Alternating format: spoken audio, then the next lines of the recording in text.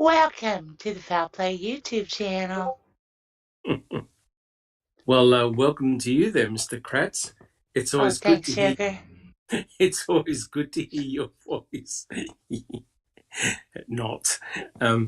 Well, look, welcome, guys. It's so great to be here, and thank you so much for joining us.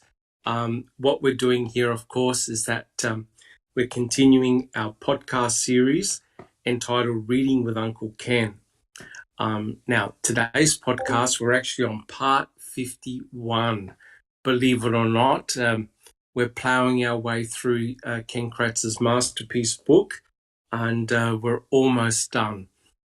So at the moment, for those who are following, and for those who are unlucky enough to have a copy of the book, we're doing chapter 15, The Day the Circus Came to Town.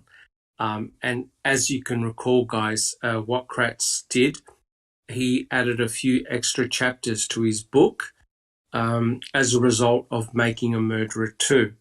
So essentially, in chapter 15, he's essentially trying to demolish everything that Kathleen Zellner and her experts have found since taking on the case.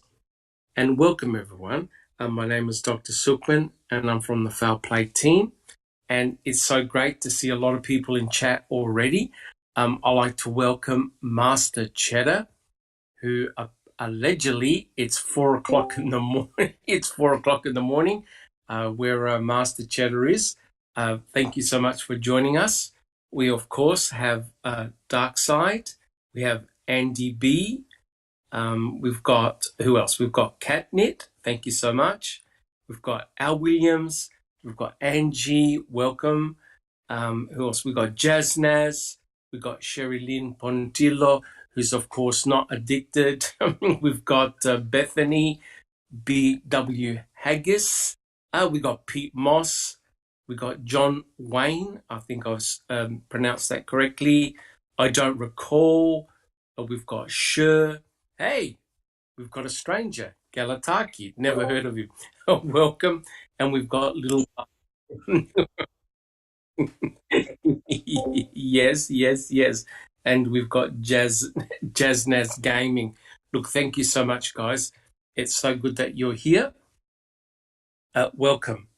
As I said, this podcast, we do it for you guys, for the purpose of educating yourselves and others. And so what we're doing is that we will be continuing with chapter 15. Now, look, guys, if you like what we do, please subscribe to our channel. Our subscriber numbers have gone up, and that's really fantastic. Thank you so much. Everyone from Team Foul Play, thanks you from the bottom of our hearts. If you like our podcasts or what we do, please give us a thumbs up. Turn on your notification bell so you don't miss any of our podcasts. Also, guys, we have a merchandise. We have merchandise available. And last week I received my Foul t-shirt and they look great.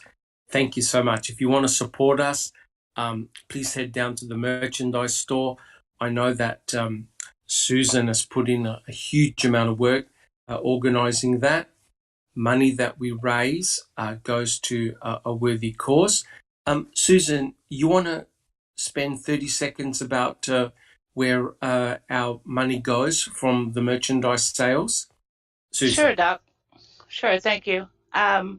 For the first 6 months of sales, we are donating 100% of the profit to an organization called Uncuff the Innocent, which is a nonprofit. They handle wrongful conviction cases. They have work on Daniel Holtzclaw's case as well. And then they also buy body cams for law enforcement departments that don't have them, which I think is fantastic because I think every law enforcement should have a body cam. Definitely. On them. So yeah, they're a great organization. So And then after the first 6 months, then we'll choose another nonprofit to donate. We make absolutely nothing off of the merchandise. Fantastic. Fantastic. Look, thank you so much, Susan. I know that both Susan, yourself, and Zoe have put in a lot of time coming up with some great designs, and it's a great way to support, what you believe in.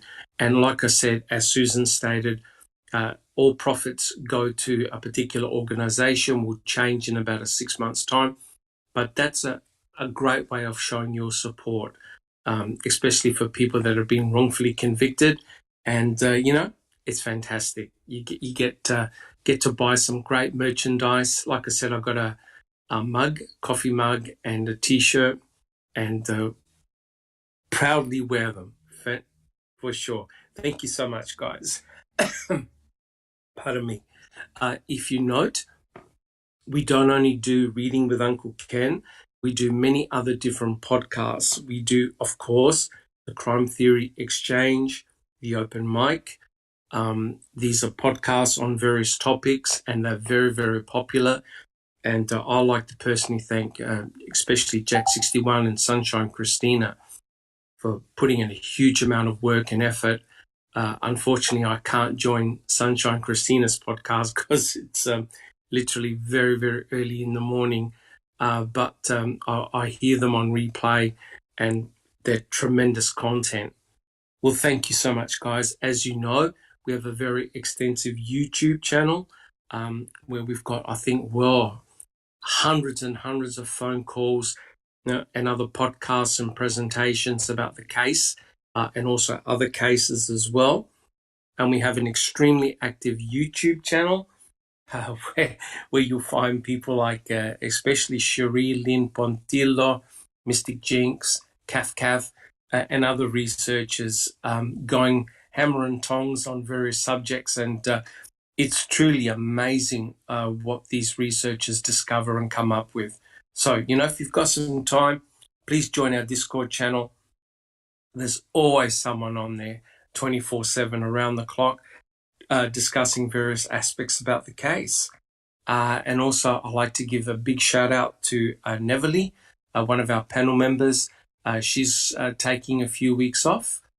She's gone home to her country, visiting family and friends, and we wish her a really good time and hope to see her in a few weeks' time back on the panel. Look, thank you so much, guys. What I'd like to do now, I'd like to quickly introduce our panelists, and also we can do a sound check and make sure that you can hear everyone. If you're in chat, please let us know if you can hear all of us.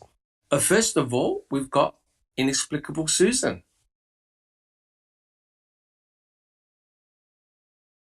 Are you there, Susan? Sorry, I'm here. I was just running in to stir the sauce. Yeah, doing good. Looking forward to the podcast, Doug. Awesome. Thank Hello, you so everyone in chat. Thank you. So you better get back to that sauce. You don't want to burn the sauce. And next we've got Jack61.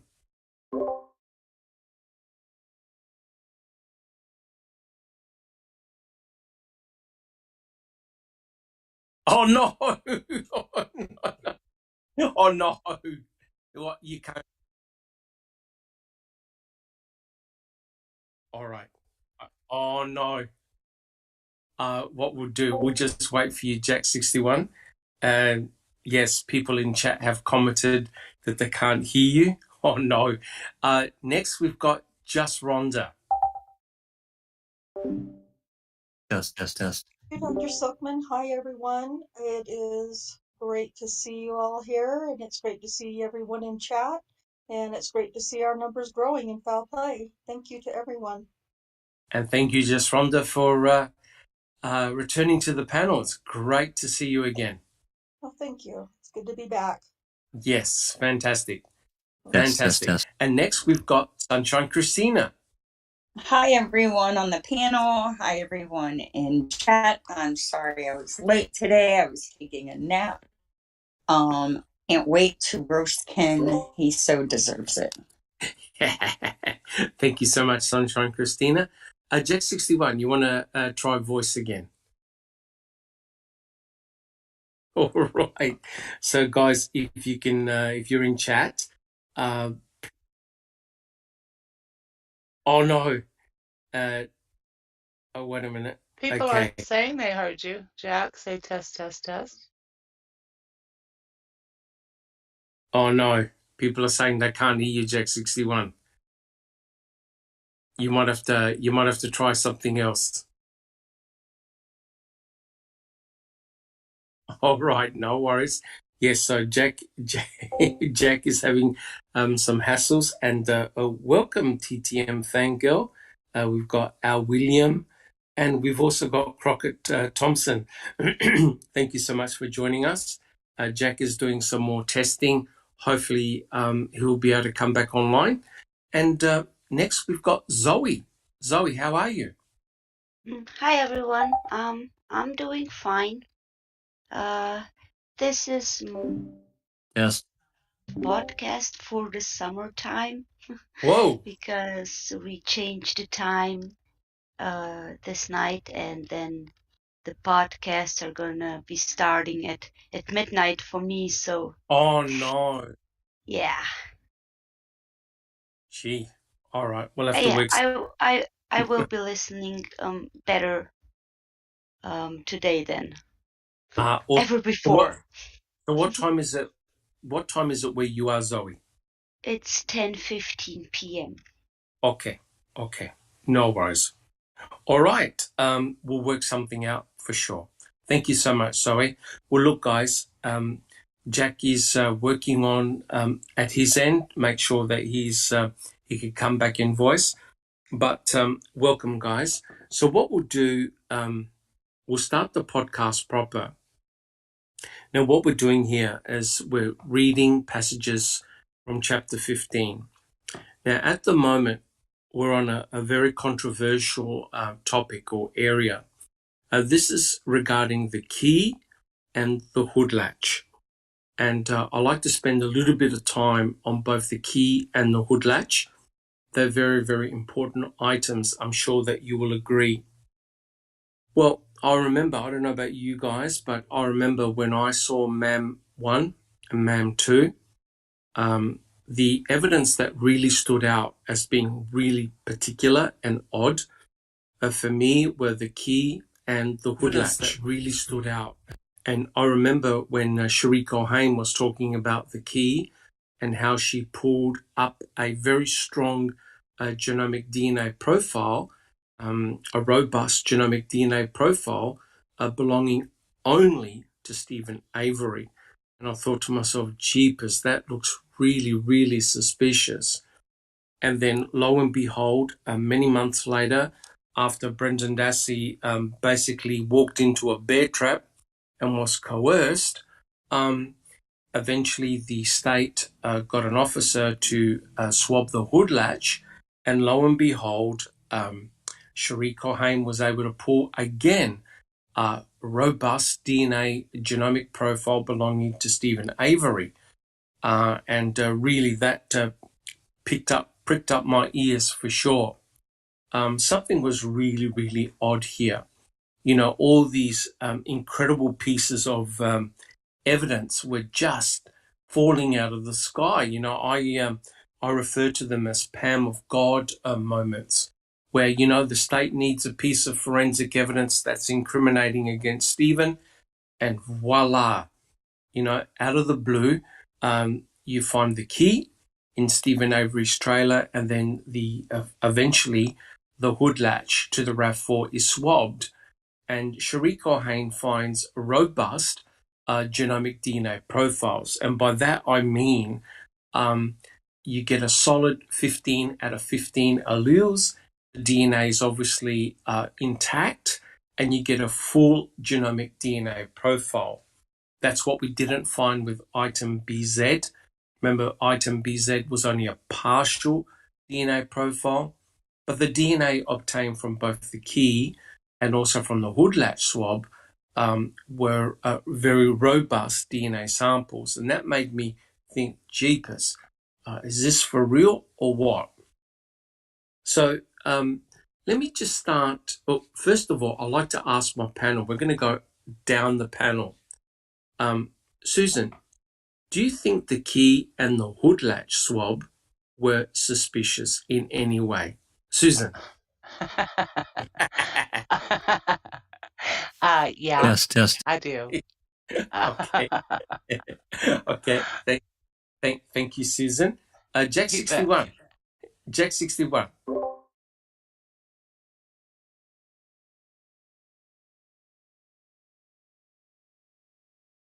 Oh, it's still not working. All right. Jack 61, he apologized. He's still working. He says, yes, he was very suspicious of the key and the hood latch. Just Rhonda, what about yourself? Those were two very suspicious things to me too. When I first saw them, ma'am one, I thought it was astounding to me, uh, the way Yes. it was presented and talked about. Yes. Yes. Thank you so much, Just Rhonda. And we'll certainly be talking about the key and the hood latch in a moment. Sunshine Christina, what about yourself? Yes, very suspicious, and only further even more suspicious when you look into it, right? So it's not Correct. making a murderer fake that they're suspicious. They're suspicious because they're sketchy as heck. Yeah. Yes. Very good point. Zoe, what about yourself? The key and the hood latch. Anything of suspicion? I'm sorry, can you repeat the question? Yes, the key and the hood latch.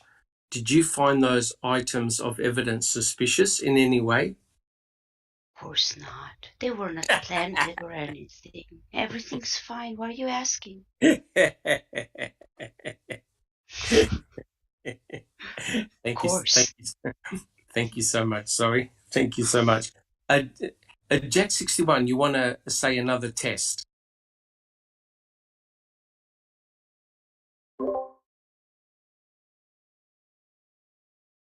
Guys in chat, did you hear Jack 61? Fingers crossed. Sunshine Christina, did you have a comment? I was just going to ask Zoe if she had been drinking some of that Gilcher tea. Me? No. I was just being sarcastic. Much. Okay. Please. Unfortunately, people in the audience can't hear Jack 61. So hopefully Jack will work on something, but we'll keep on going. If Jack 61 provides an answer, I'll relay it back, guys, so you can hear Jack 61. Of course, Jack 61 is a very important member of the panel, so I'll relay back his comments. Well, look, guys, let's talk about the key. And we'll also then talk about the hood latch. Now, guys, these are very, very important items of evidence, and they were used as very strong items of evidence against Stephen Avery implementing his guilt. So the key itself was found on Tuesday, November the 8th, 2005. The key itself was found, now wait for it, after the 7th search of Stephen Avery's trailer. That's right, the 7th search. So officers, crime scene detectives, etc., they went through Stephen Avery's trailer inch by inch, looking obviously for Teresa Horbach herself, but also any other items of forensic interest to the investigators. And nothing was found. Nothing looked nefarious inside Stephen Avery's trailer. And Kratz basically gave the excuse that the reason why the previous searches no one found the key was because they weren't extensive searches. Mr. Kratz, in his testimony, when he gave his opening statement and closing statements, he referred to the searches, the initial searches, as just very quick, brief searches. But Buting and Strang pointed out that the officers were in Stephen Avery's trailer for hours and hours. and nothing was found.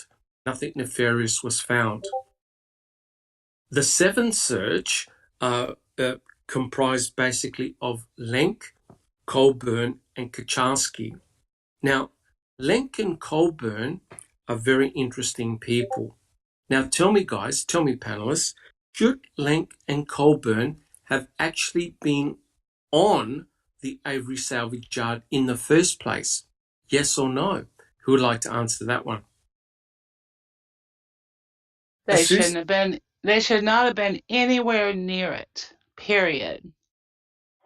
Okay, and why is that, Susan? Well, they'd both been deposed in Stephen's lawsuit, and that is a conflict of interest. Correct.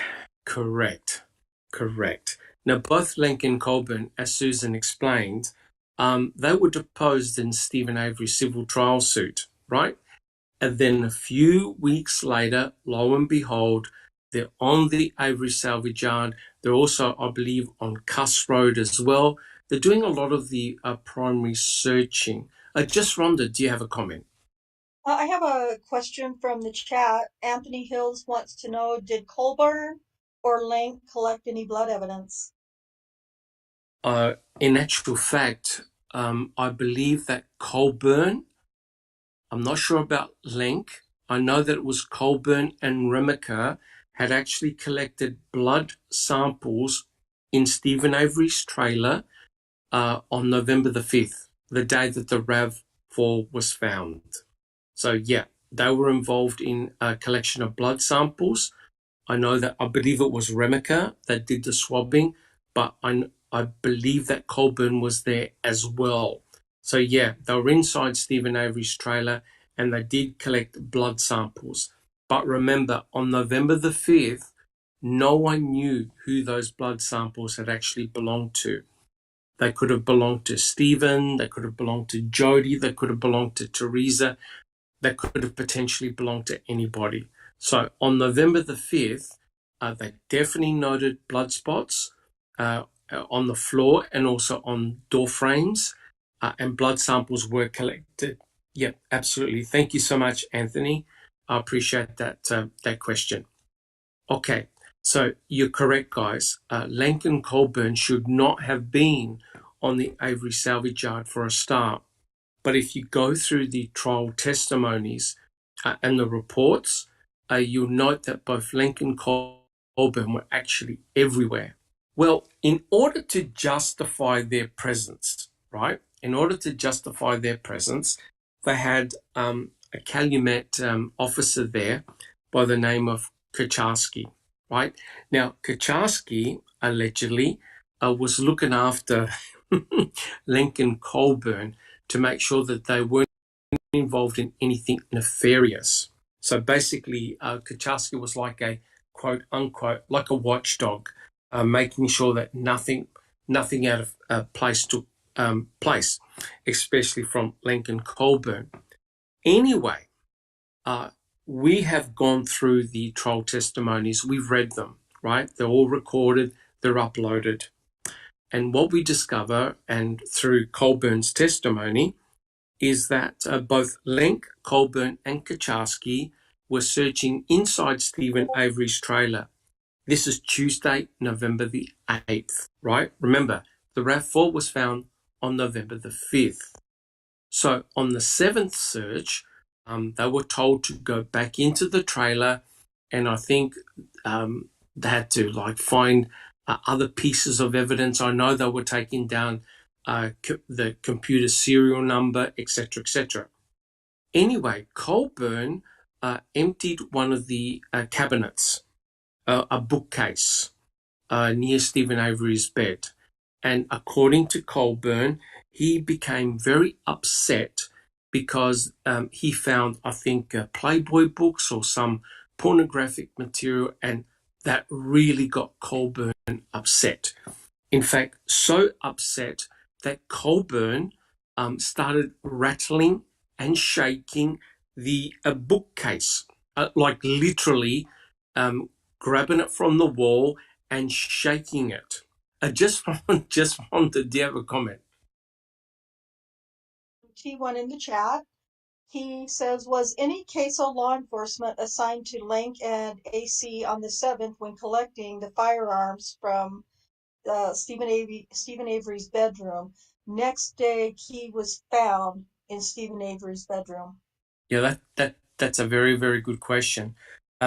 Look, Lincoln Colburn and other officers were in Stephen Avery's trailer many, many times. And the weird thing was when they went in and they saw the weapons on the case in the rack, they never took them.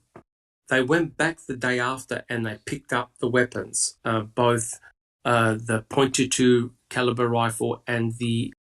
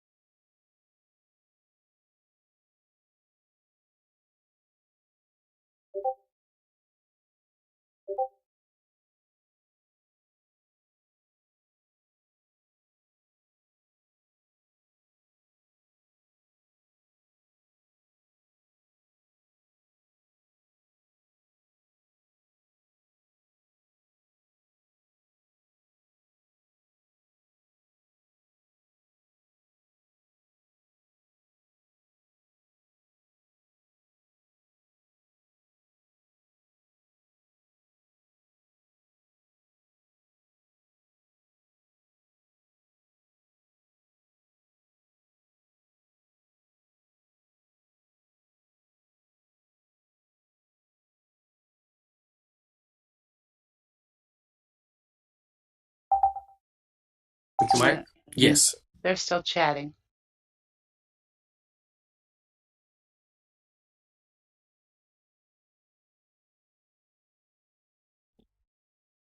Did someone contact Jack 61? I'm just gonna try to contact him through Facebook Okay. Messenger.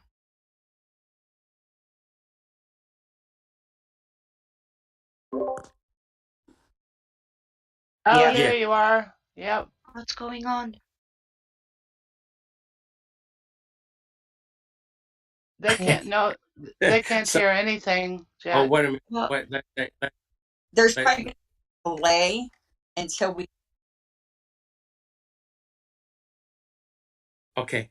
Oh, so Not you Jack can hear. though. Okay. Dark side says. Okay. So Hello. we still have the problem with Jack 61, but everyone else, oh, they can hear us. Fantastic. All right. Look, thank you so much, guys, and we apologize about that. We have a feeling that it's Kratz that's hacking the podcast again. Okay. So, so basically, guys, we were talking about the key. And please keep the questions coming, guys. I really appreciate that. Okay. So, um, so as I said, Colburn, he stated that after viewing some pornographic material, he got very upset, and he took out his frustration by literally taking the bedside cabinet, the bookcase, from the wall and really, really shaking it. In fact, he got so upset that when he took the folders, he had actually taken some folders out of the bookcase and he shoved them back in really, really hard. And as a consequence of that, after he had done all the jostling with his bookcase, neither Colburn, Lenk, or Kacharsky heard any key fall to the ground. That's very, very important. Lenk stepped out of the bedroom. Now, remember, guys, this is a very, very small bedroom. Okay, it's tiny. And there were 3 adult people in that room checking everywhere. Lenk went out of the room and Lenk came back in the room and said, "Oh, look, there's a key on the ground," right? Now, Kacharsky and Colburn and Lenk have all testified that prior to Lenk going out, no one had seen a key on the ground, right? Now, when they came in and searched that particular occasion on the 7th time, no one noted a key on the ground, okay?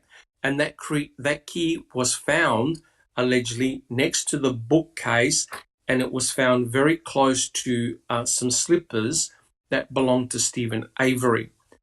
So quite clearly, this key somehow materialized out of thin air, and the logic was that with Colburn jostling and shaking the bookcase, the key somehow came out of the bookcase, went round the bookcase, and landed perfectly on the ground. Now, no one heard the key, right? And Kacharsky, when he was interviewed during his testimony, basically stated, I wasn't watching everything that they did. So there was this possibility of potentially Lenk or Colburn planting that key, right? And then, of course, we have the joke about that, maybe the aliens had put it there. Anyway, guys, this key materialized on the ground. And it, of course, it had a Toyota emblem on it and a blue fob. Well, this is another Pam of God moment. They immediately called, no one touches the key, right? And Kacharsky puts on fresh gloves. So now, of course, Colburn and Lenk can't touch the key because they're MTSO officers. So Kacharsky allegedly puts on a brand new set of gloves. They call Fassbender and Uyghur. They come down and grab this key. The key is collected. Right now, you think about it. This is a junkyard with over 3,000 vehicles, but this particular key that had Toyota written on it all of a sudden became very, very important. The key was collected into evidence, and it was immediately brought down to the crime lab. So the important thing here, guys, is that Kacharsky himself is from Calumet. He took control of the key, right? Not Cole.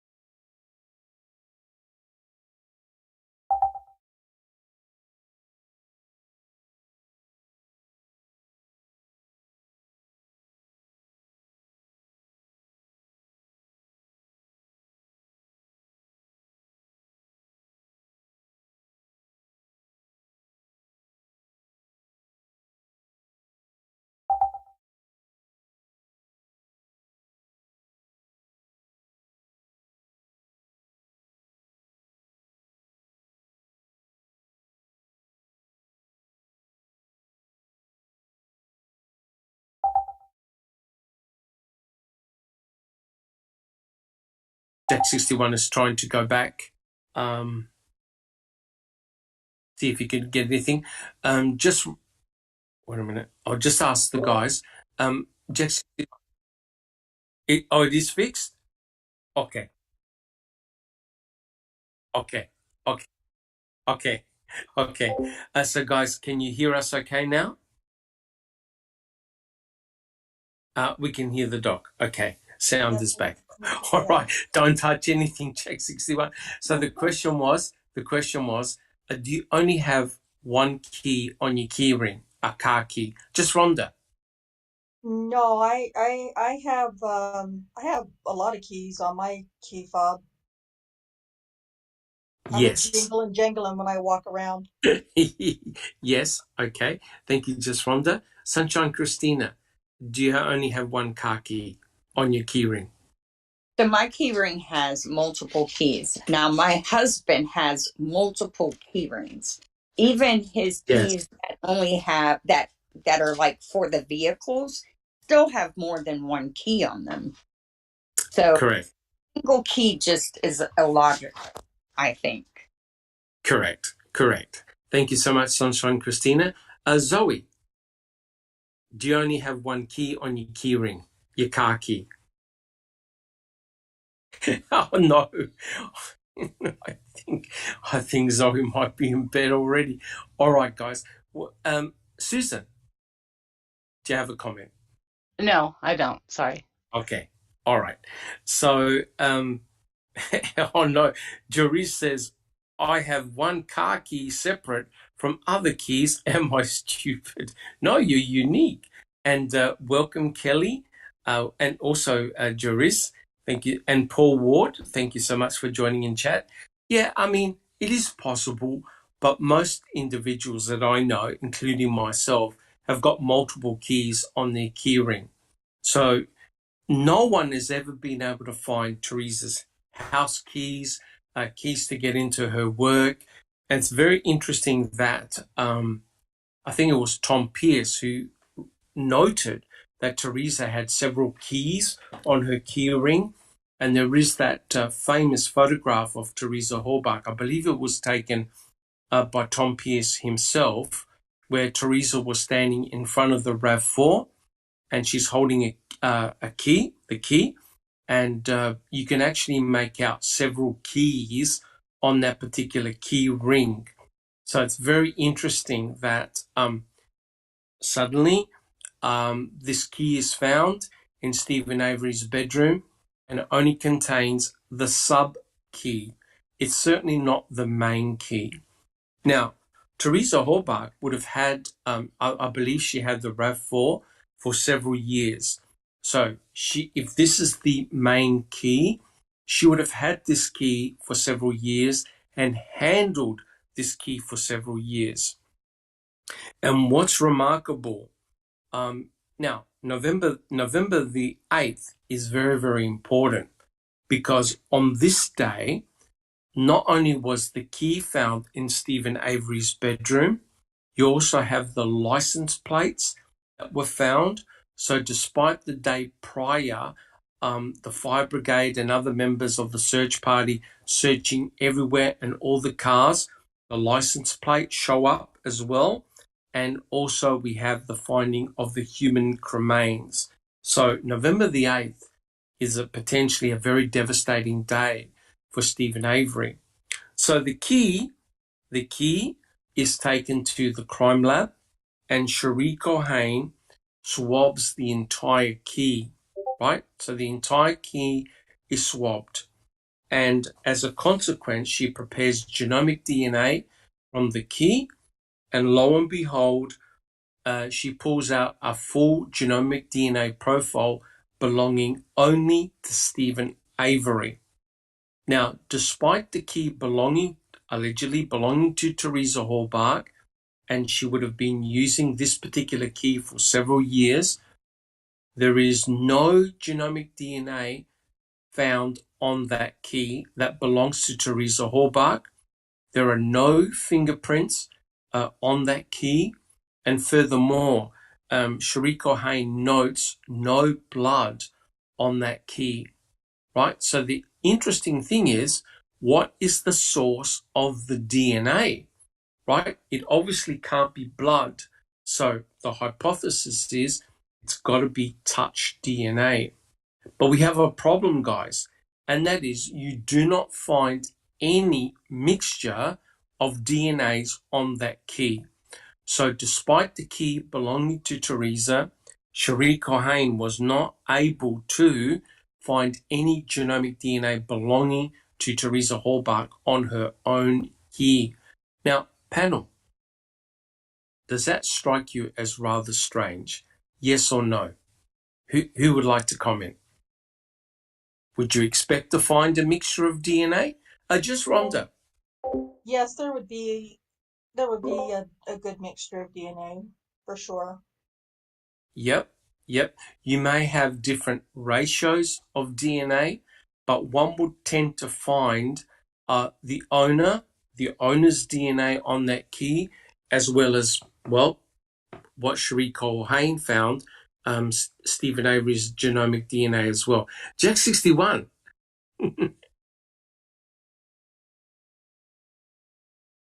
Yeah. If you didn't hear Jack 61, yes, he believes that there should have been a mixture of DNA samples on that key. Susan. Yeah, and according to Kratz, he hypothesized that Stephen wiped the key off and then inadvertently left his DNA on the key. Correct. So thank you, Susan. So he also said that, Stephen had become a DNA expert while he was in prison and had a front row seat to all the new technologies of DNA. Correct. But, what's truly amazing is that Ken Kratz said that, Stephen Avery was kind enough to leave his DNA on the key.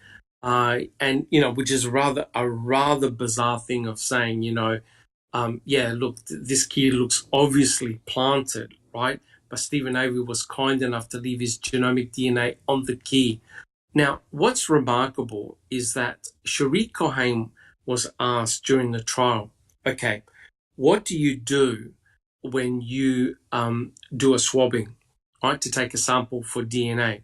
She goes, the first thing I do is I look at items and see for the presence of blood, right? Because you obviously need blood, the white blood cells in particular, in order to extract genomic DNA. So Cherie Cohen does a presumptive test whereby she'll test an object for the presence of blood. If it's positive, she then does another swab for genomic DNA. Well, on the key, there was no presence of blood, yet the key obviously was so important that she swabbed it anyway. And lo and behold, we only get Stephen Avery's genomic DNA on that key. And what is suspicious is that Cherie Cohen doesn't even report, well, I got small peaks belonging to Teresa Hallbach. In other words, the presence of a mixture of DNA samples, right? So remarkably, this key, according to what Ken Kratz said, Stephen Avery was smart enough now. He knew about DNA. So what he did with the key, he wiped down the key, right? Cleaned the key of any blood or any evidence on it. So he essentially wiped away blood, potentially all the DNA belonging to Teresa Hallbach, but he somehow left his own DNA on the key. Now, guys, when you think about it, right, the whole thing doesn't make any sense at all, because Stephen Avery meticulously cleaned his bedroom, right? The crime scene detectives went in the bedroom, tore the bedroom to pieces, and could not find any forensic evidence linking Teresa Hallbach to the bedroom, right? None. Also in the garage as well. But lo and behold, what happens? Cherie Cohen finds Stephen Avery's genomic DNA on that key and on the key only. There is no genomic DNA of anybody else. That's pretty remarkable when you consider that Stephen Avery would somehow hide a key in his bedroom, knowing full well that detectives, other investigators are going through his bedroom, right? And we know that, guys, because this was the 7th time that his bedroom, a tiny bedroom, was searched for evidence. Lo and behold, when Lenk, Colburn, Kaczarski go back in on November the 8th, bang, the key pops out, right? So I'm going to ask my panel, do you find that suspicious that a key would suddenly be found? Susan? It's just a ridiculous story. On the night of the 5th, there were 3 men in that bedroom searching for 2.5 hours. That's Correct. 7.5 man hours in that tiny little bedroom. Correct. And if that key were in there, it would have been found that night. It's obviously planted. Correct. I agree 100%. And what is really bizarre, I'll get to you in a second, Jack 61. And Jack 61 has put up a picture of the bedroom, Stephen Avery's bedroom, and you can see the cabinet. What is really bizarre was that Lenk was actually questioned when during the trial. And he said, did you look in the cabinet when it was empty? And he goes, yes. And he was asked, did you see the presence of any key? Did you see anything in the cabinet? And he said, no, right? And then all of a sudden you've got Colburn shoving in all the folders really violently to the point where the back of the cabinet has been prized open. So their theory is the key somehow was stuck in that cabinet. Stephen Avery had hit the key and the key popped out. Jack 61.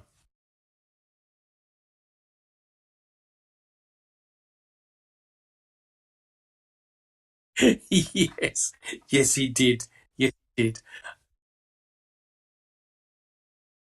That's correct.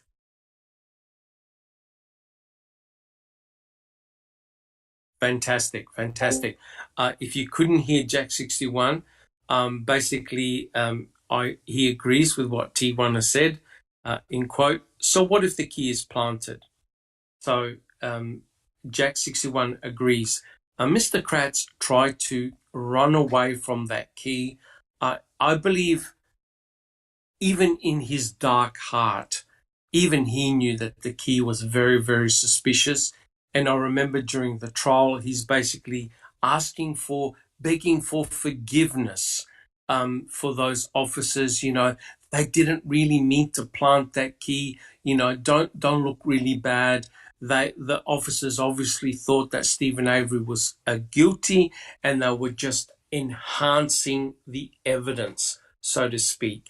Just Rhonda, do you have a comment? I remember when I heard what's his name, Colburn, saying that I was shoving the magazines and the books back in really hard, and I wasn't being aggressive or whatever he was saying.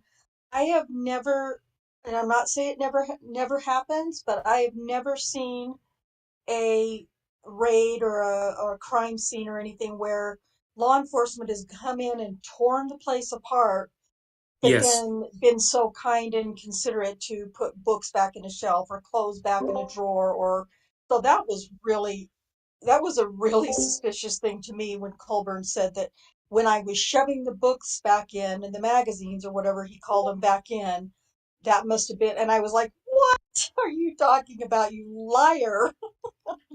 correct. Look, I mean, in when you think about it, right? Lincoln Colburn had to come up with an excuse and a plausible story of how this key magically just appeared on the ground, right? And so obviously the story that they agreed upon was the mere fact that Colburn shook the bookcase very violently, right? He literally took it from the wall and was shaking it. And when he shoved in all the folders, he did so violently that he actually broke the back of the bookcase. Susan, do you have a comment? Yeah, when that bookcase was empty and he looked in there, there is no way that that key could be completely hidden if it were in there. No, It couldn't be done. Uh, There's no way. that's correct. That's correct. The actual cabinet itself, the bookcase itself, you probably it's one of those that's used to put records in. You can actually stand records, the vinyl records in. The case itself is not very big at all. And Jack 61 has got a picture where you can see a set of keys on the cabinet. You can see that the actual cabinet or bookcase, whatever you want to call it, itself is not very big. So if you've got a set of keys which are towards the back of the cabinet, there's no way you can hide it. Okay, it'll be very obvious. But what is truly, and look, first of all, I'd like to welcome also Kelly to the chat. Thank you so much. And I agree with Kelly. The key's not planted by the killer, right? This is something that the killer would not do. This, in my opinion, points straight to law enforcement, right? The involvement of law enforcement in order to plant evidence against Stephen in order to make him look bad. This is not a work of a killer, because remember, a killer would have to have access to Stephen Avery's bedroom, trailer, and the chance of going in there and being discovered is extremely high. This is something that law enforcement definitely put in, whether it was Colburn or Lenk or another third party that put it in there. It becomes very suspicious when individuals keep on going inside the bedroom trailer, the bedroom and the trailer, and they're searching once, twice, 3, 4, 5. You're thinking to yourself, the trailer itself is relatively small.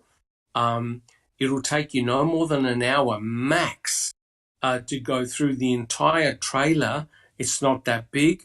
And 3 adults inside that small bedroom.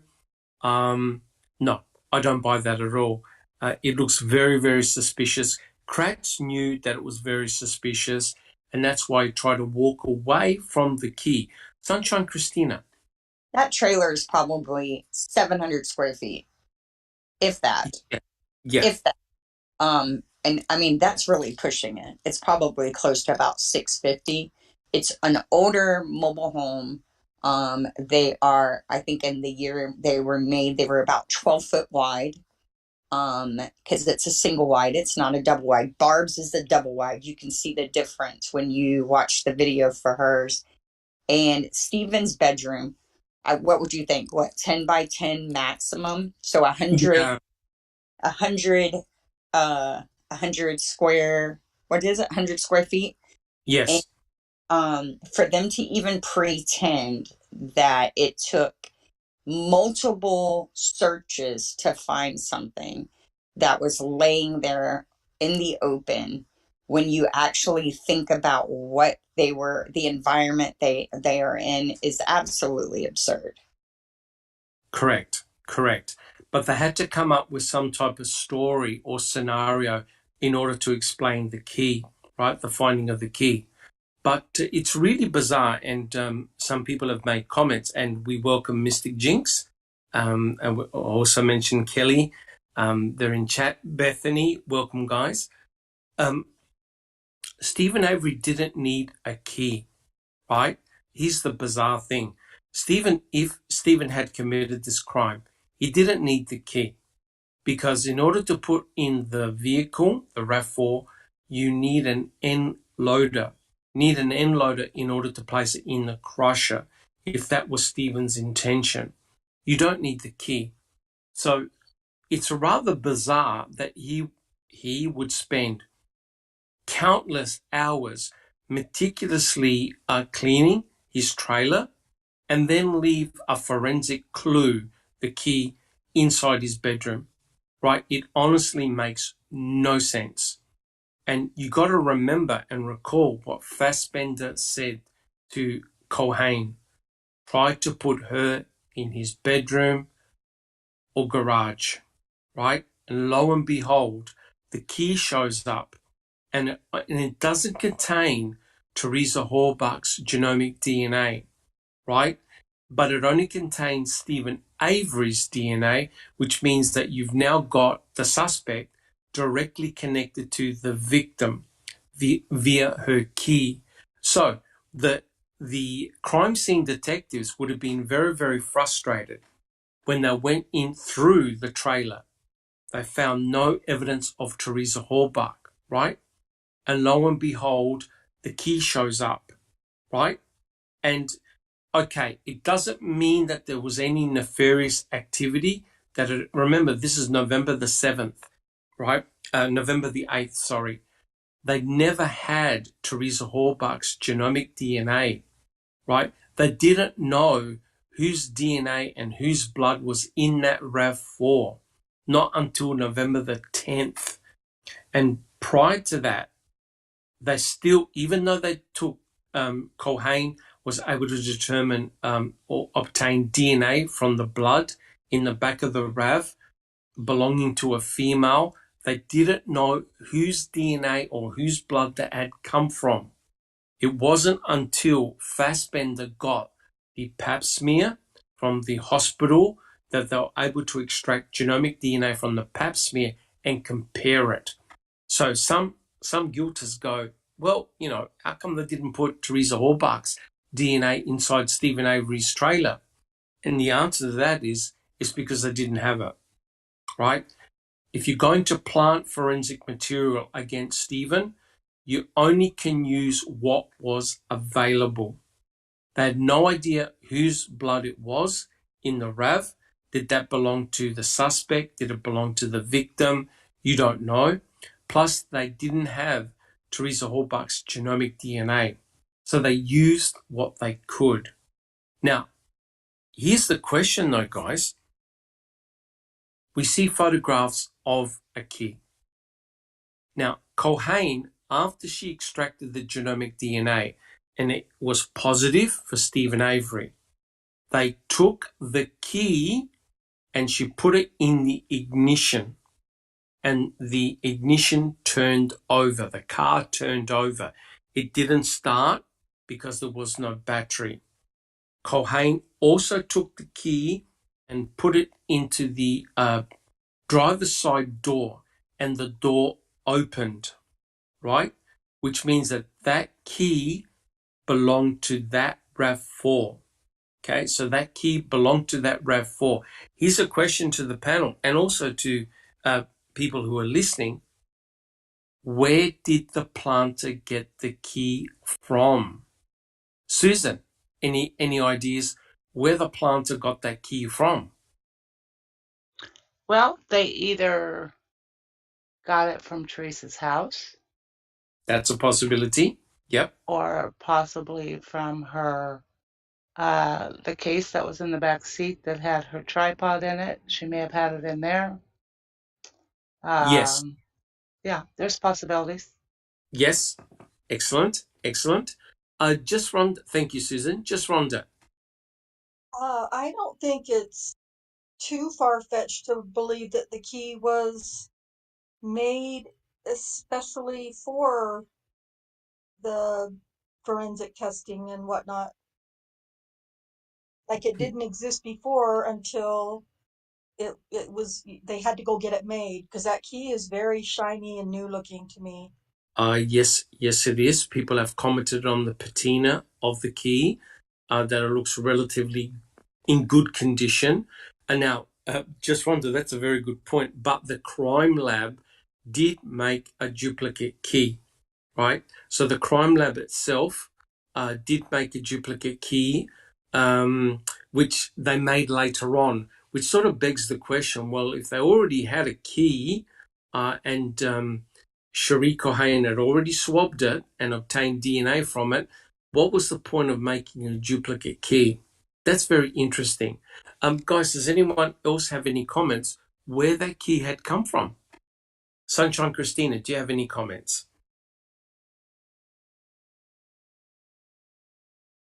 Can you repeat the question? Yes. Any idea where that key could have come from? Where did the planter get that key from? So I like the theory that it was on the kitchen counter behind Scott Blodorn in the media interview. Mm-hmm. I like that theory, but I think it probably came from her house or from Possibility. her drove the RAV back to the salvage yard and parked it, double parked it into the row. I'm sure they just passed it over to whoever dropped it off in the bedroom. And it wasn't Stephen or Brendan. Correct. And that's a very good point, because if we're saying that the RAV4 got driven onto the property, they had to have had a key, right? They would have obviously had to have had a key. That car wasn't towed. It had to be driven into that spot. So someone had the key, right? But the question is, that's not the main key. That's a sub key. I believe people call it like a valet key. That's clearly not the main key. And my understanding is that no one has ever found her house keys, her keys to get into her work. So they're missing. That's very, very interesting. So this valet key or sub key shows up in Stephen Avery's bedroom. Now, here's a question, right? Is it possible? Well, Sunshine Christina gave a very good reason, a very good point. Whoever drove that car there could have likely handed that key over to law enforcement, which in turn planted that key. But here's the issue I have. Why does that key only have Stephen Avery's genomic DNA on it? Sunshine Christina. Let me be clear. I think a cop drove it on there personally. Okay. Or a highway department employee. One of Okay. the someone employed by Manitowoc County, because I think they found it on the 3rd. I think the evidence clearly supports that's what happened. And so why is only Stephen's DNA on the key? Because they wiped it off afterwards and then placed his DNA on there. Okay. I have no problems in explaining the genomic DNA. That could all be done in the laboratory, right? Cherie Cohen can easily manipulate the results there. And what is remarkable, remember how I said that Cherie Cohen had extracted Stephen Avery's genomic DNA in 2003, right? So if she had kept any of his DNA, genomic DNA, in a tube, in a freezer somewhere or in a fridge, no one's going to know about it except Cherie Cohen. It's very, very easy to enhance forensic evidence, right? I mean, I'm telling you, this is another Pam of God moment. Pam of God, of course, with her daughter, finds the RAV4 in like about 20 minutes, right? That's a miracle. And out of nowhere, Colburn decides to shake the cabinet and out pops a key, right? And that key just happens to have only Stephen's genomic DNA on. There's not even a hint of anyone else's DNA. Just Rhonda, do you have a comment? Yeah, again, I don't think it's out of the possibility that there is.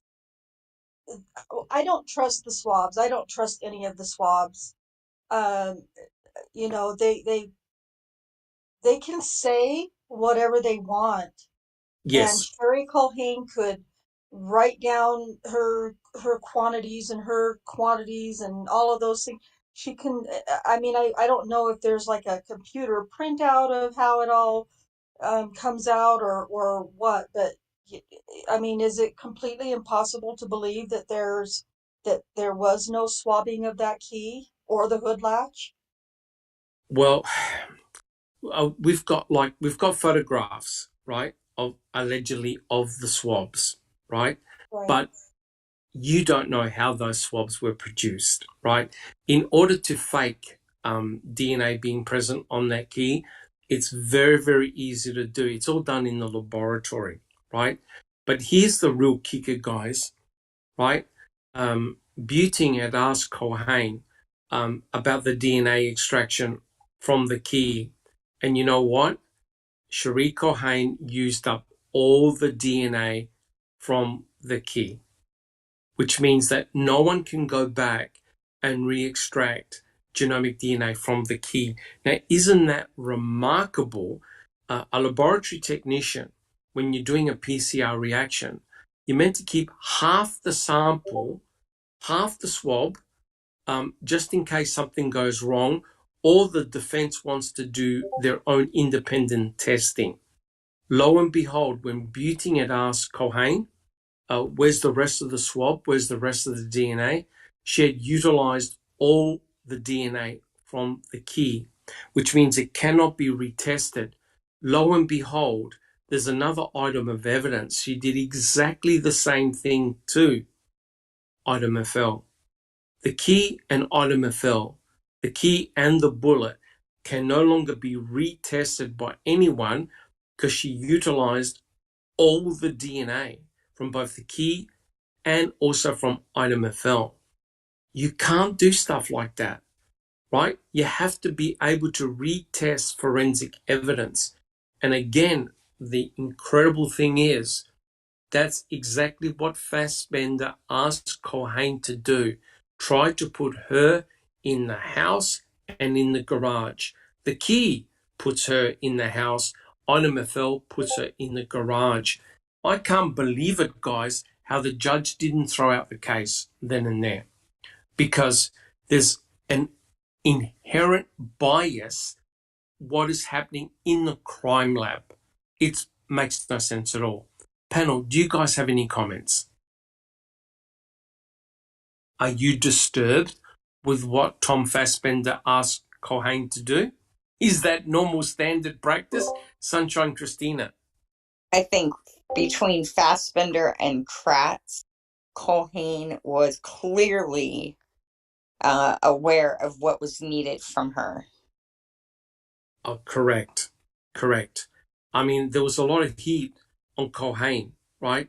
Like I said to you guys before, Cohane had a long history with Stephen, starting back from 1985. And Kratz wrote her an email reminding her, oh, so you're the one that did the exoneration analysis. I think Cohane was under a lot of pressure, quote, unquote, to get things right. Okay?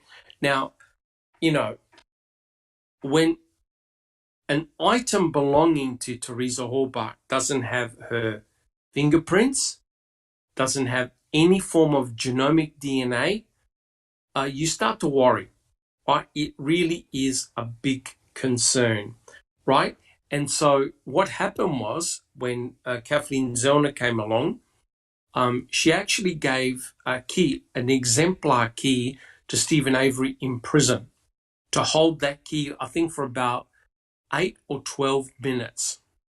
Her experts, Dr. Carl Reich, then extracted, or he got a member of his team to extract genomic DNA from that key, right? And what they found is that Cherie Cohane had found 10-fold higher level of DNA on that key than what Stephen had holding an exemplar key, a 10-fold higher amount. Panel, is anyone suspicious about that? So Stephen Avery is meant to be a good shedder, right? That's the theory. Yet when he holds the exemplar key, when they extracted DNA from that key, it was 10-fold less. Is anyone suspicious about that?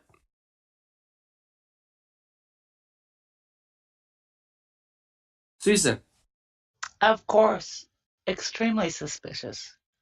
That was a great test that Kathleen did, and just goes to prove even stronger that these things were planted. Correct.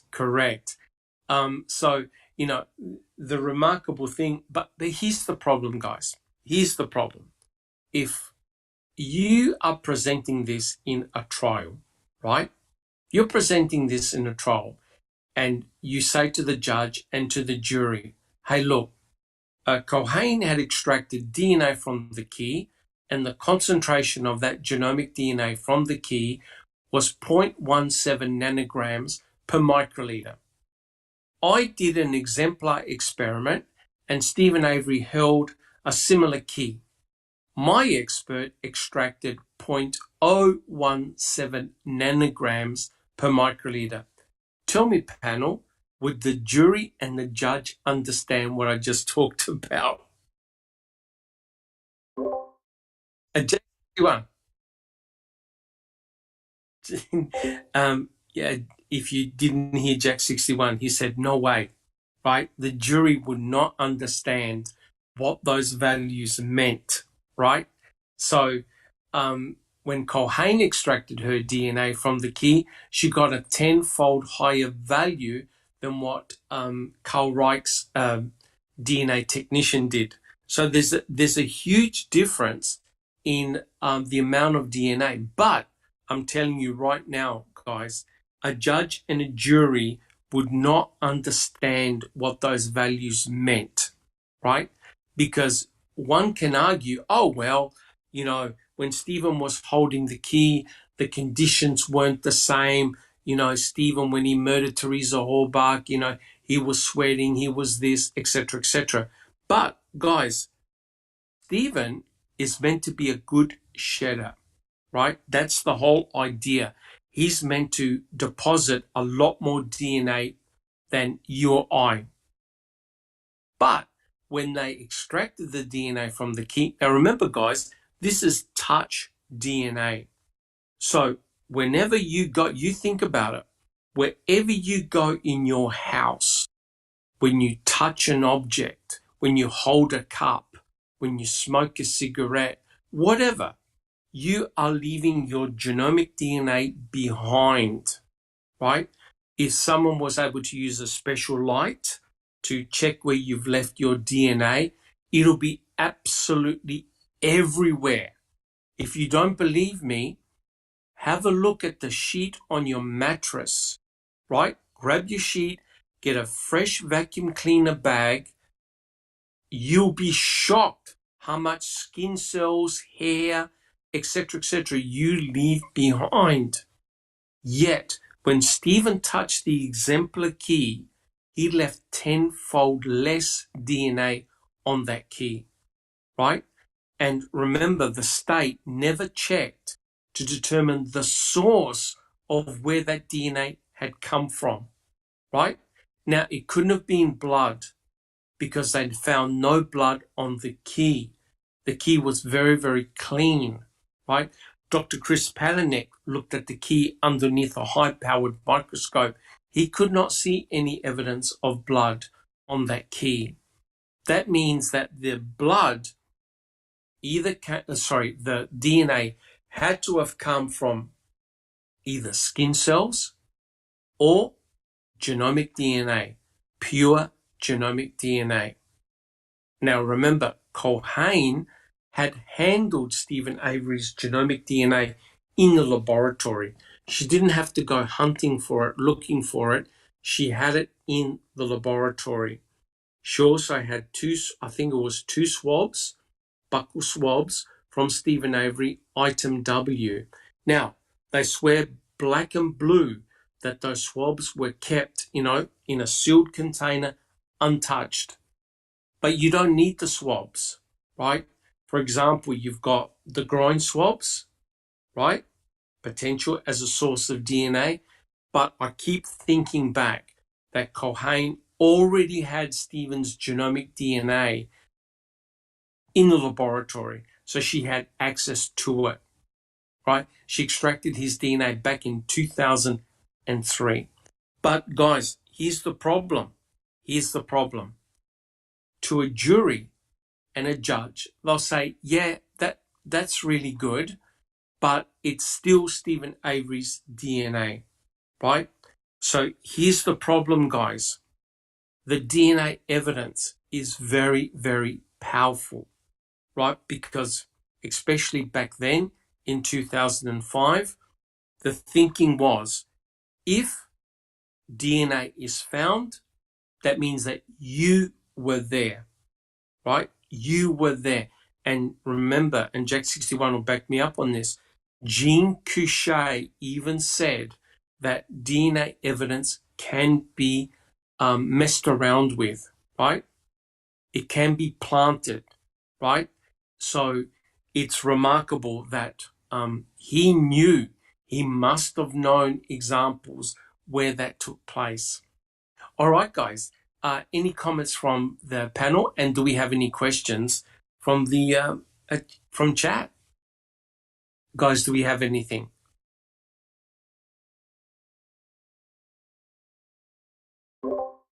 Jack 60.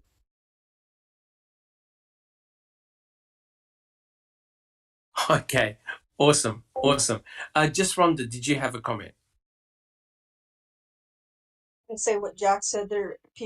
Folks are just kind of giving their opinions and thoughts and stuff. So it looks good, though. Good, awesome. All right, so in essence, that's the key, right?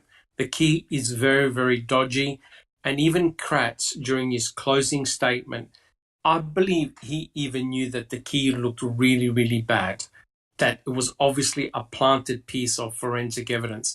That key could have come from the RAV itself. It could have been a spare key that Teresa Horbach had kept in a bag, just in case she had lost her other key or whatever, misplaced it. So it's a spare valet key, right? And the mere factor that all of a sudden it shows up in the bedroom is rather remarkable. Stephen Avery didn't need a key in order to crush the RAV. That's important. He didn't need a key. So Kratz tried to walk away from the key, and he was begging for forgiveness. Don't blame these good cops, etc., etc. So in essence, what they do is they enhance the evidence. The police think that you're guilty. They're trying to make you 100% guilty, right? So the key is very, very dodgy.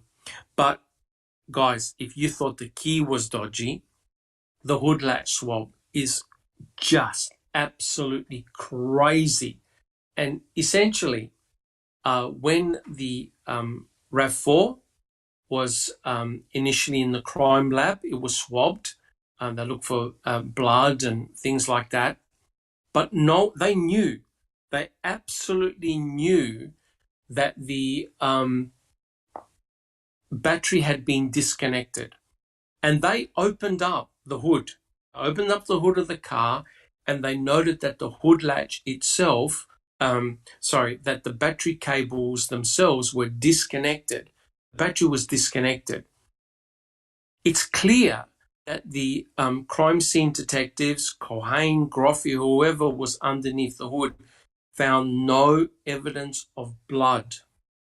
So guys, they never swabbed the hood latch, right? They never swabbed the hood latch holder. They never swabbed the lever inside the RAV4. Nothing, right? So remember, the hood latch only became relevant when Fassbender was questioning Brendan Dassey, right? And Fassbender kept on saying, what happened underneath the car? What happened underneath the hood? Did he go underneath the hood? And it was Fassbender who told Brendan about going underneath the hood, right? It wasn't the other way around. All right, guys. Do you have any comments? Anyone from the panel have any comments? All right. Now, guys, there's something I've got to do. I'll be back in a couple of minutes. Can someone take over the chat? Guys, can someone, better not be Jack 61. I don't think they'll be able to. Just Rhonda, are you able to continue on the chat for just a couple of minutes? Yeah. So Susan's we're going to talking help about, me. Christina's yep, going to help me. yeah, Yeah. we're talking about. I'll be back in a couple of minutes. We're Okay. talking about the hood latch. I'll be back in a couple of minutes, guys. Okay. Thank you. All right.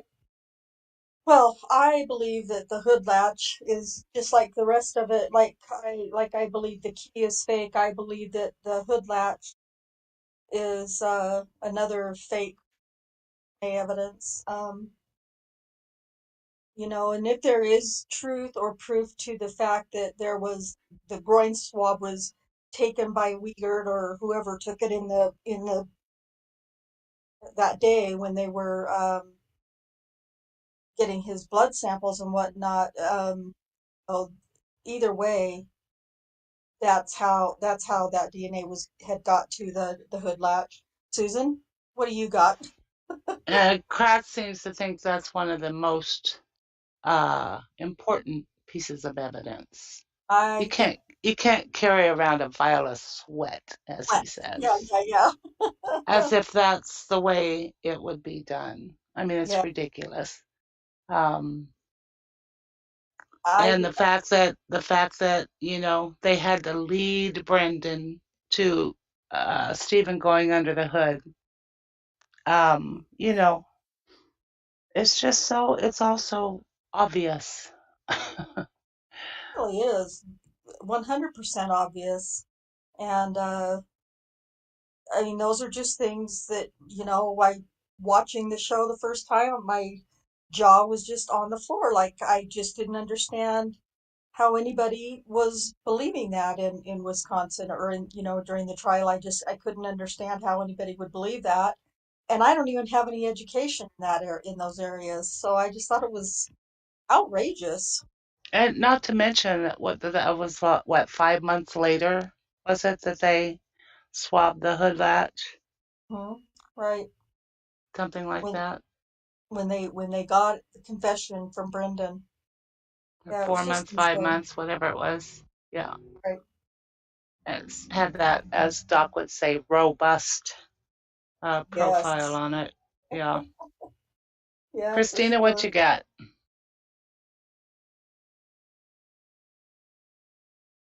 Christina, we may have lost her. Just you and me, Susan. Oh, Yeah. thanks, Jack. Christina's on a phone call. Oh, if people in chat didn't hear, Jack said Christina took a phone call. Can anybody hear Jack? Still? Nobody can hear him still?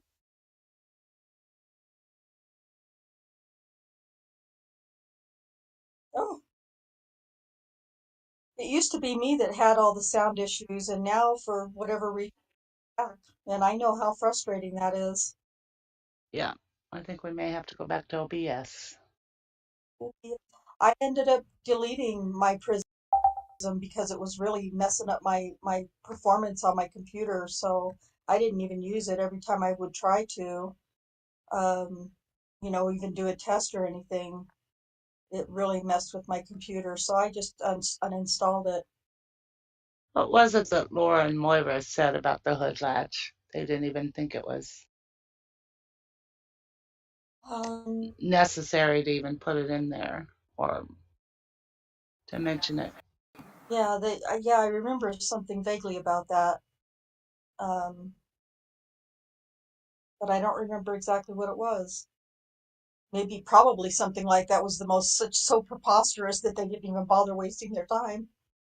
Well, the thing that's so scary about it is, learning all of this stuff, learning how simple it is to manipulate evidence in the lab with DNA, which, people consider to be such strong evidence.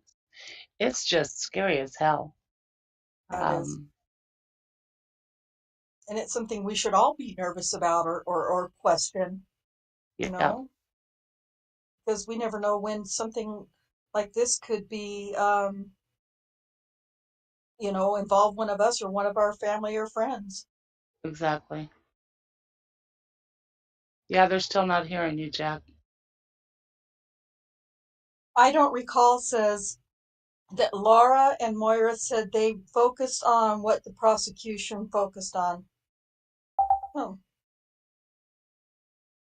Uh-huh. well, Which wasn't the hood latch. yeah, it Uh, wasn't the hood latch initially.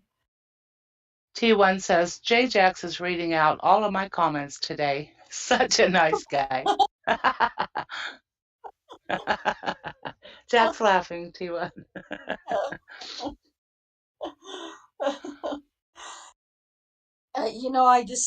I still can't believe with as much information that Foul Play has put out and all of the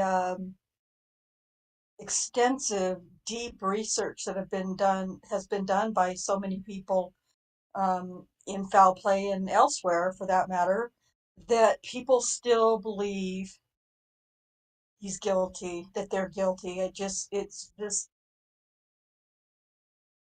I think anybody who's ever taken a serious look at this case, like all of us have, cannot possibly believe that. I think the people that think he's guilty are going by what they heard at the trial, by the prosecution's, Kratz's fantasy. Mhm. I just can't believe anybody looking deeply at this. That's why Greasebach really bothers me. Greasebach knows more about this than just about anybody. And Yeah. the fact that he, you know, says that Stephen's guilty, I don't know, he's so full of shit. So, guys, have we solved the case? Yeah, we Mm. were just waiting for you to get back to tell you. Thank you so much. Greasebach did it. Greasebach did it. Yeah, he's in big trouble with the Colburn stuff as well. I'm telling you, Yeah. right? It's an Yes. absolute joke.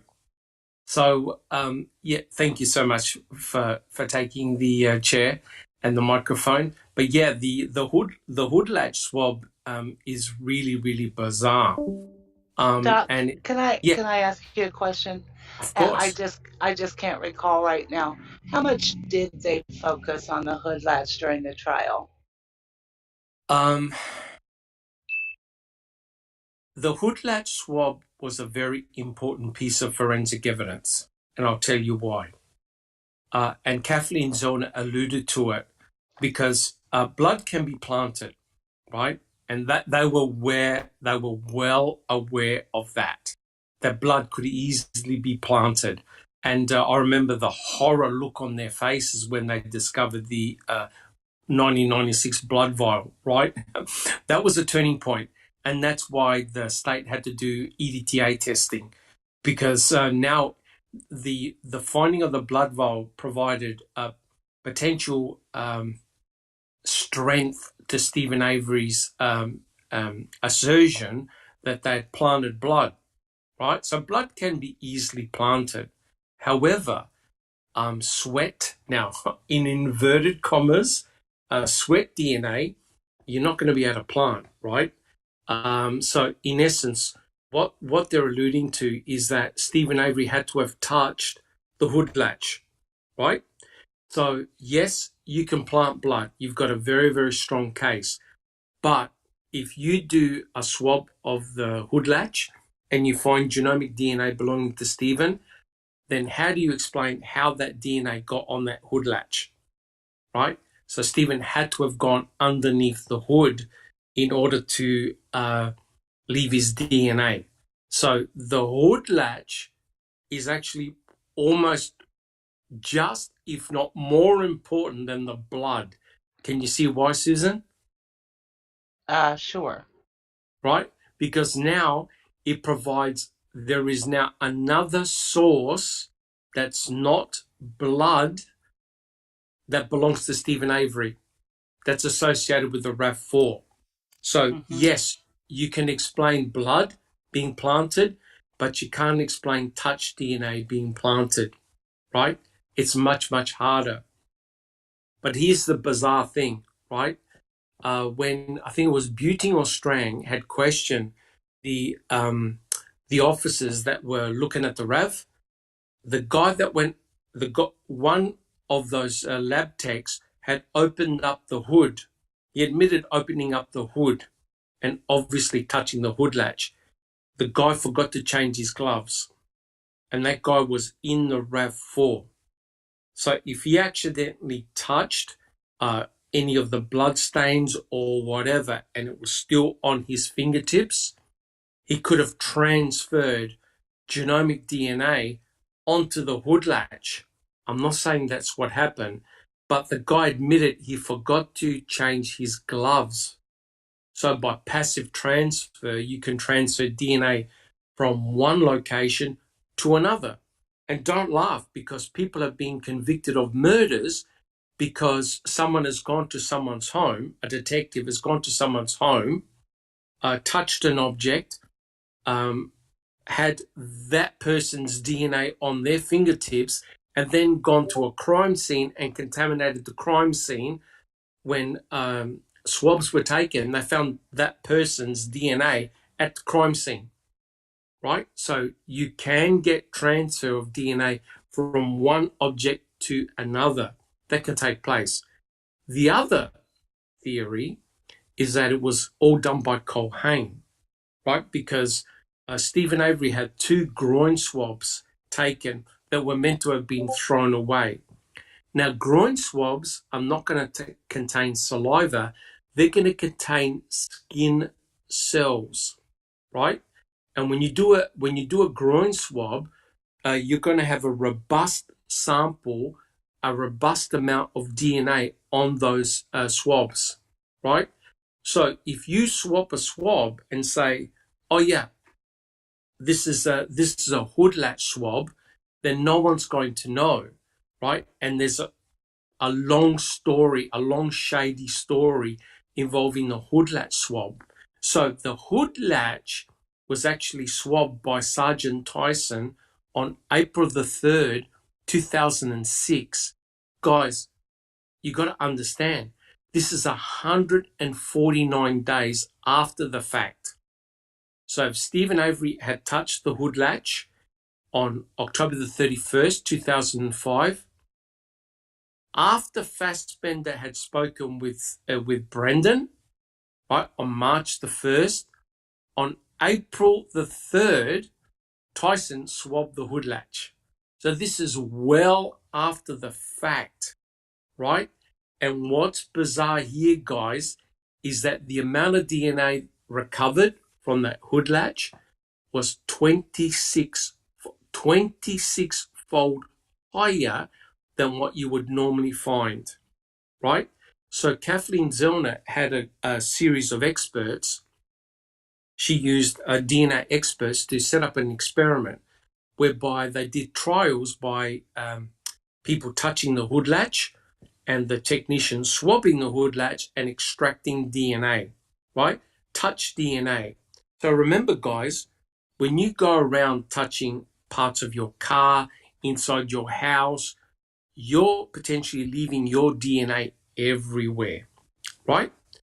When Colburn extracted the DNA from the hood latch, tell me, guys, did they find multiple DNA samples, or did they only find Stephen Avery's DNA on that hood latch? Can anyone remember? Was it just Stephen's, or was it Teresa Hallbach's, or Jack 61?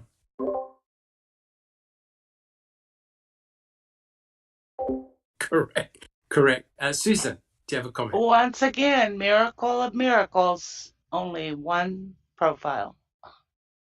Look, yes, thank you so much, Inexplicable Susan. We welcome West Virginia. We got Catnip. We've got Anthony Hills. I think I mentioned Crockett Thompson. Welcome, guys. Thank you so much. Yes, this is another Pam of God moment. Now, you know that when you take a car for a service or to check the battery or top up fluids, you need to go underneath the hood and open and touch the hood latch. Well, it means that only Stephen's DNA was found on that hood latch swab. No one else's DNA was found. So it meant that Stephen Avery's DNA was so powerful that it overrode anyone else touching the hood latch, right? So Kathleen Zellner asked Carl Reich to set up an experiment, and he got volunteers to touch the hood latch, and then they swabbed the hood latch and extracted DNA. There were 15 attempts. So 15 times someone went under the hood and touched the hood latch. Only 4 out of 15 people left samples of DNA. Only 4. So 11 left nothing. No DNA whatsoever. Yes, the guilters will say, yeah, but Dr. Silkman, the conditions aren't correct. That's true. But we're talking about touch DNA here, right? You going underneath the hood latch, touching the hood latch, and leaving your skin cells behind. Now, the remarkable thing is, Stephen was meant to be actively bleeding, right? No blood was found underneath the hood latch, on the hood latch, underneath the hood. And tell me, guys, was any blood found on the cables that you disconnect the batteries? Did Was they there? even test them? They looked for the presence of blood. Did they find any blood No. on the cables that you unhooked the battery? No. Just Rhonda. Any comments? I'm going to say no. I didn't know that I didn't even realize they had tested for blood, but no. Yes. Jack 61.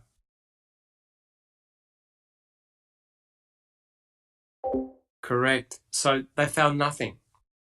So we have another Pam of God moment where Stephen and even Kratz said mockingly, Stephen was kind enough to leave his DNA on the hood latch. Believe me, guys, this is what convinced people that Stephen Avery was guilty. Not the blood. The blood can be planted easily.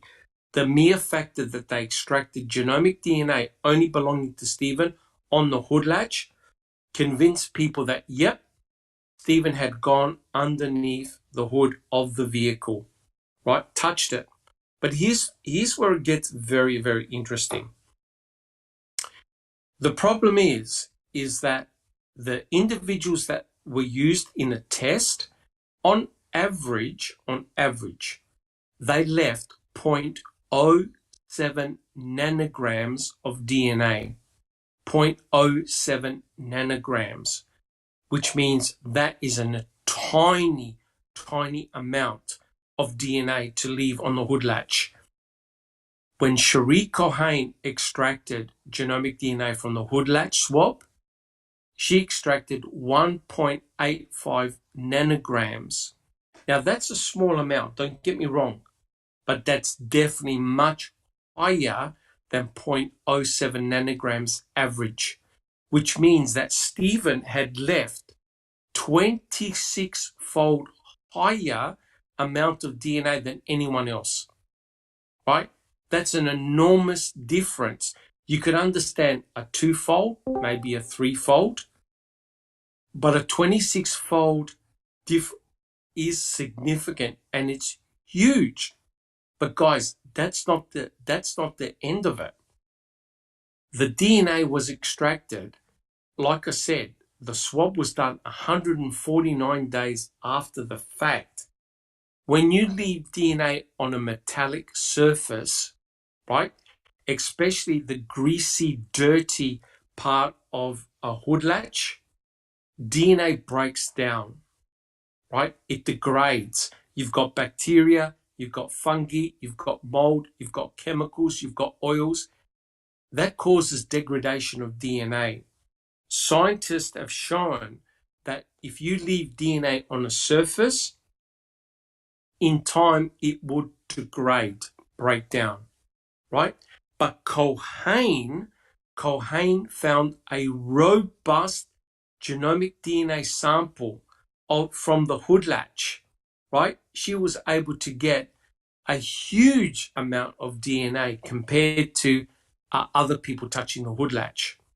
So if you factor in that DNA breaks down in time, that 26-fold higher, that 26-fold value probably represents a 50-fold value when you take into account the degradation of DNA, which means that immediately sends up a red flag, and it certainly did to Carl Reich and his team, that there's something weird about that hood latch.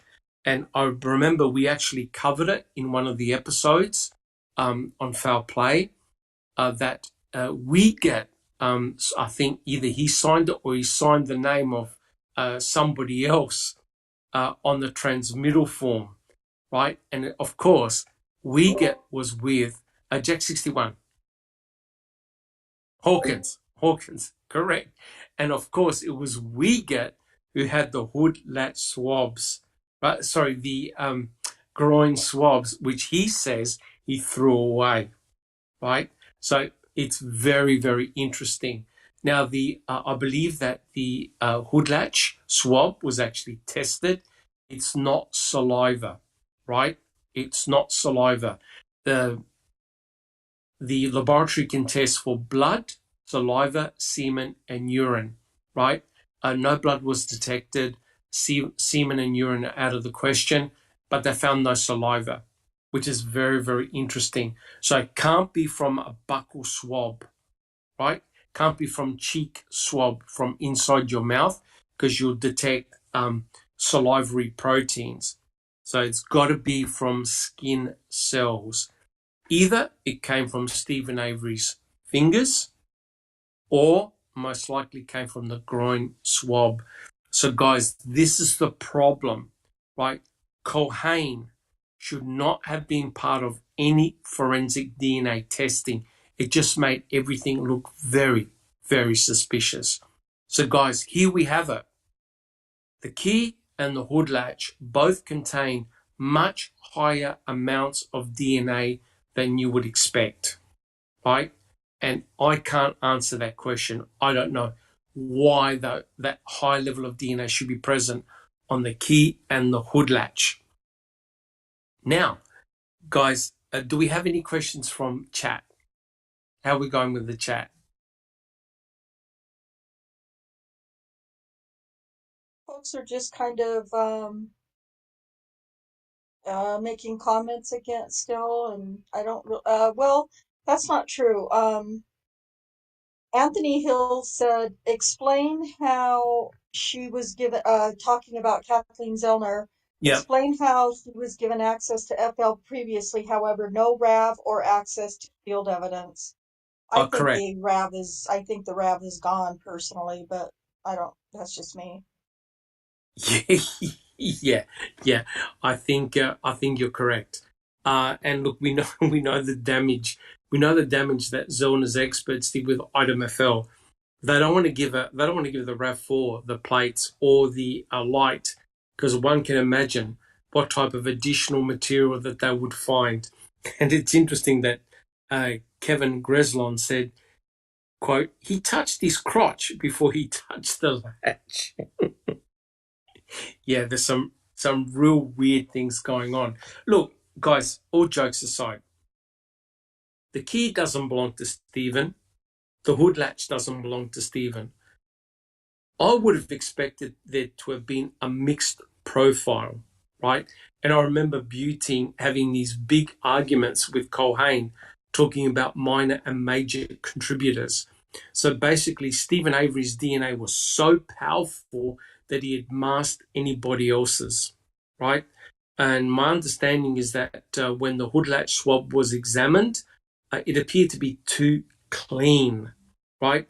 Because if you go to your own car and you swab your hood latch, it's because of the dirt, oil, and grease. The hood latch swab will be quite darkened. Just Rhonda, do you have a comment? I have a question from Sheila Smokey. She's asking, so will any DNA or fingerprints on the battery or surrounding areas be gone by now? Look, I think this is the problem. Time, the passage of time. When you leave things in an unsterile environment, things like bacteria, fungi, and chemicals, corrosive chemicals, battery acid, etc., they're going to destroy DNA.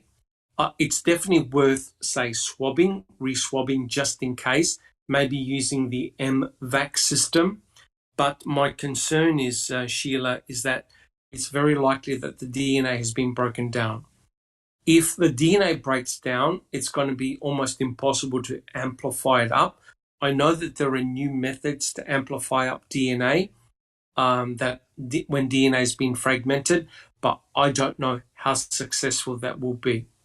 That's the only problem. All of that swabbing should have been done very, very early on. Like the defense attorneys really needed to get someone to swab the RAV de novo back then. Now, I'm afraid it could be a little bit too late. Yeah. Thank you so much, Sheila Smokey, for that question. I appreciate that.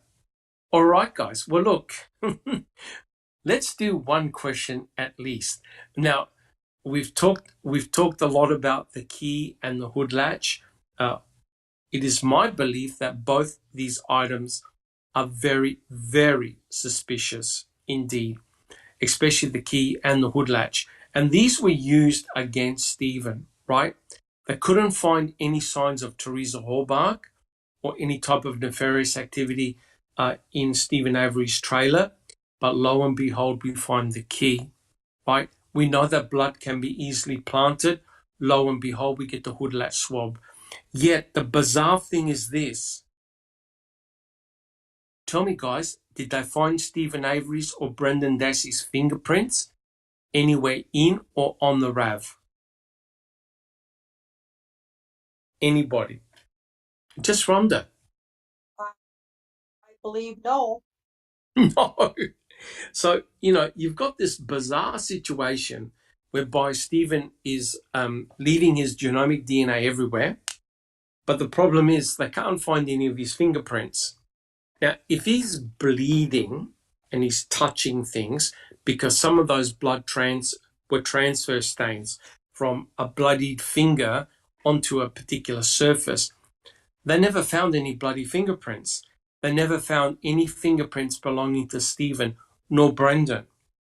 But they did find 8 sets of prints and no one knows who they belong to. Right? That's the bizarre thing. Plus, of course, we've got the memory card that Cherie Cohane never tested. Is that A11A? Is that right, Jack 61? It's one of those items, the memory card that was found, the flash card. A13A, yeah, Jack 61, if you didn't hear him. A13A, which was the memory card that was found in the back of the RAV, that wasn't tested. And we have A23, which is basically a fingerprint and blood. No one knows who left A23. So there's some real weird things going on. Just Rhonda, do you have a comment? I have a couple of questions from chat. First, Anthony Hills says he needs some legal commentary here regarding refusal to allow access, I think particularly to the RAB. And then Sheila Smokey asks, did they do any kind of investigating in that area? I wonder, I think she's talking about the batteries and the cable, I believe. My understanding was that they found no blood. Now, I don't know whether they did swabs, because remember, Cohane only does a swab if she sees a stain, a red-brown stain. Right. That's what her laboratory protocol says. You look for stains. You test for a stain. If that stain is presumptive negative, you stop. It's not blood, right? If the stain is positive for blood, you then do another swab and you swab for genomic DNA. They never found any blood underneath the RAV4, the hood of the RAV4. So they did no further testing. Jack 61.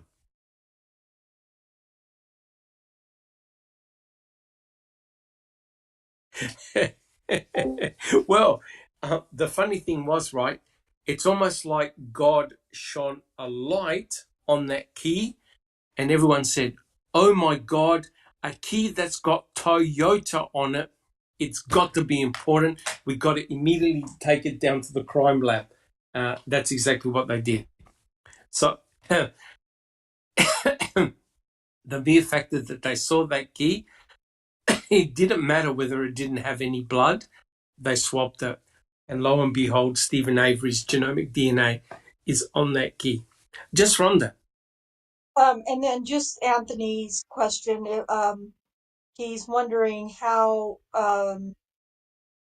they can refuse to allow access to the field evidence. Okay, now I'm going to put my devil's advocate hat on that Kelly does all the time. The state will argue this. This is what the state will say. Hey, we swab the RAV, we process the RAV, you can have the swabs. That's their thinking, right or wrongly. They say, why do you want to go over the RAV for? Our technicians have gone over the RAV. We've got the swabs, we'll hand you over the swabs. And that is the problem, right? And I think most people in chat, most people on the panel do not trust the primary forensic evidence, especially that processed by Colburn. So here's the problem.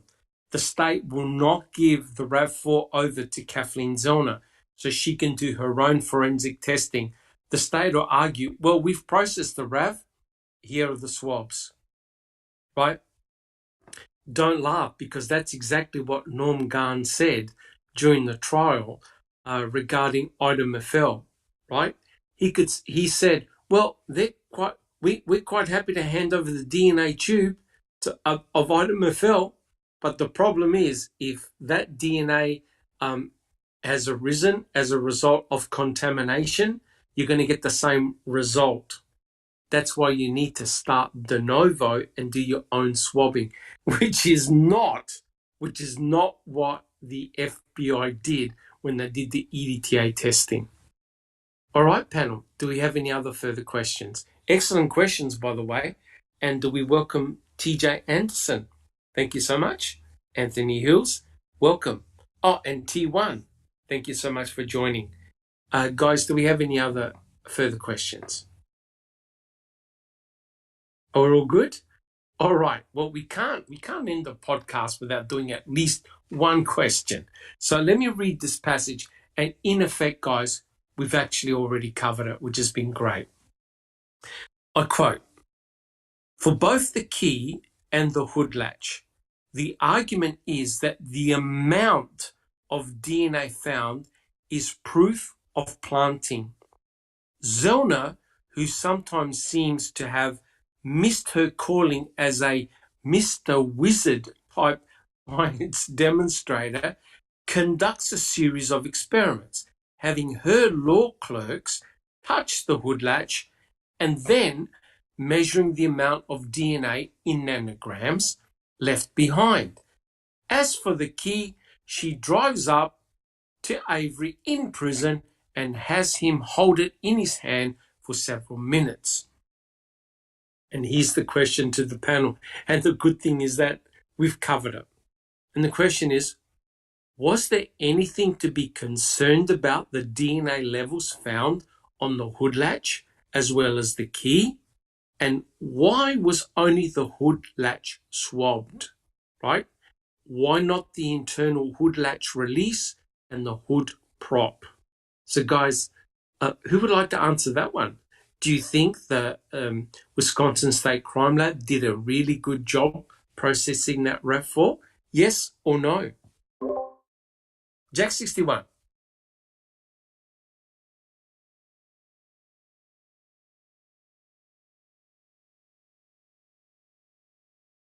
You don't. Jack 61 said no, they did not process that RAV4 at all. And, when you don't want a question answered, you don't ask the question because it can be quite damning. Thank you so much, Jack 61. Do we have anybody else? Any other comments? Just Rhonda. Argue that they did test the RAV rather well, and they didn't like the answers they got, so they just made up what they wanted to. Correct. And look, I do agree. If Kathleen Zellner ever gets the chance to put her case in front of a judge, she's got to subpoena Colburn. I believe the way to crack this case is to go through everything that Colburn did. Now, you don't just question Colburn, because Colburn is not going to say anything that's going to counteract her what she did. What you need to do is to get access to all her laboratory books, all her primary data. Because remember, when they discovered the blood vial, the MTSO went into a blind panic. Calumet went into a blind panic. They asked for an inventory of all the items that they had in their storage on Stephen Avery. And they discovered swabs, item W, pubic hair, all sorts of forensic evidence belonging to Stephen Avery.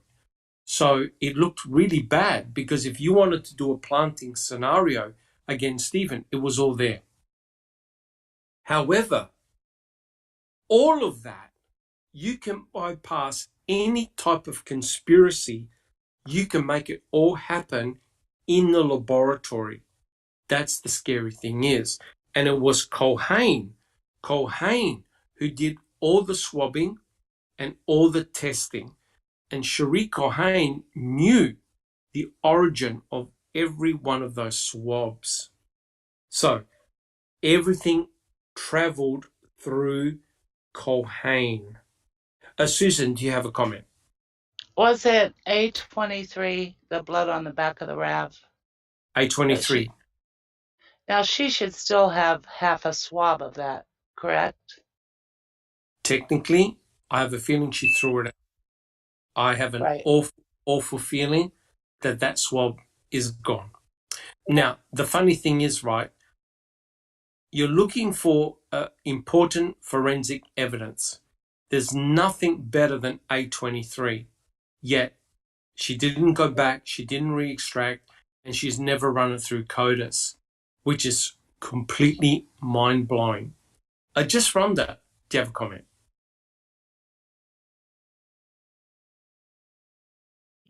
Just Rhonda. I'm trying to think of what I was going to ask, and I can't remember now. Oh, I know what it was. When you're talking about subpoena Colburn for Kathleen Zellner, you know, I also believe that I think Kathleen Zellner would rattle. She would definitely be able to rattle Cherie Colburn, because Kathleen Zellner knows a lot about DNA and forensics. Yes, correct. But I think she would rattle her. Yeah, but not only that, her own forensic DNA experts will be able to rattle Colburn. That'll be the problem. And they will subpoena her laboratory books, right? And so what you do is you don't look at all the glossy PowerPoints, you look at the raw data, right? You have a look. Well, okay, just how clean were these DNA samples? Was there anybody else present on the key, on the hood latch? Was it just Stephen Avery, right? Was the DNA pure? Was it fragmented? You can do all these, you can ask all these questions, right? Be very, very interesting. Oh, the heat will be on Colburn. No question about that. And someone asked in chat, JD, can A23 be run through CODIS? No, because we don't have a full genomic DNA profile. It's only a partial profile.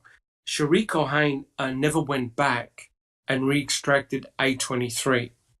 Now, A23 guys, they discovered a fingerprint and blood on the door latch. That's the back door latch that you have to open in order to put Teresa Hallbach inside her own RAV4. So that during the trial, Ken Kratz gave the impression that that was Stephen's DNA, and Colburn had to correct him. That was rather embarrassing. Susan, do you have a comment? Are we simply taking Sherry's word for that she didn't get a full profile on A23? Oh, that's the only thing we've got. And to make matters worse, Susan, she never even published the sequence. As in, These are Right. the alleles I found, right? And being that it was visible blood, Correct. surely I can't see why she could not get a full profile on that. Is that Correct. possible with DNA, Doc, when you have visible blood? Well, if it was a solid blood sample, there's nothing stopping the technician from extracting genomic DNA, right? And getting a full profile. What I can't believe is this. I cannot believe this. From a hood latch swab, 149 days later, they get a full, robust genomic DNA profile. From A23, which they would have obtained fairly early on because the car was in the crime lab, she gets a partial genomic DNA profile. It doesn't belong to Stephen. He was excluded. And by that, you can also exclude Brendan. It can't be Teresa Hallbach because Cohen would have said it. Oh, we found common alleles to Teresa Hallbach's pap smear. She never said that. Cohen did not want to talk about A23. Now, in any normal circumstances, you would go back, re-extract A23, get a full genomic DNA profile, and put it into CODIS. That wasn't done. And I do not know why. Susan, do you have a comment? Well, I think it's because it didn't match Stephen. They Correct. didn't want to know. Yeah, Correct. obviously. Correct. But it means now that on the RAV4 there are at least 3 genomic DNA profiles. We know 2 of them. We don't know the third one, right? Now, Right. is that a co-conspirator, or is that indeed the planter, or is it indeed the killer, right? And how ironical, that blood is the closest to Teresa Hallbach's blood, right? Because Teresa Hallbach's blood is in the back of the RAV. That's exactly where you find A23, in the back of the RAV, on the Right. door. So Right. someone was actively bleeding and left their blood and print on the back of the door of the RAV, of the victim's vehicle. And we And know that she eliminated Bobby and everyone else, correct, with that? she never mentioned anybody else. Now, Okay. they did extract CX. CX was blood found in the quarry, and that gave a robust genomic DNA profile. It wasn't any of the Averys nor the Dasseys. Did she run it through CODIS? We have no idea. So we've got 2 unknown samples from people bleeding. CX, blood in the quarry where cremains were found, and 2, blood on the back of the RAV4 door where you put the victim in the back of her own RAV4. 2 samples, CX, A23, we don't know who they belong to, right? Which is really, really bizarre. All right, guys. Well, look, I think we've only done one question. What do you reckon, guys? We do one more, or we call it quits while the podcast is still working? What would you like to do, guys?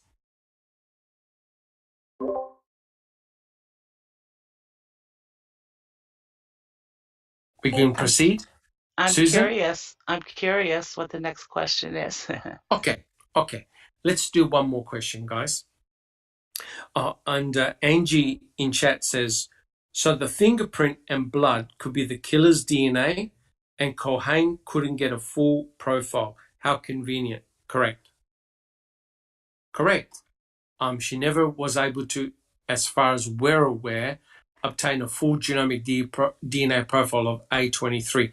Now, quite clearly, you need to have a look at her notes.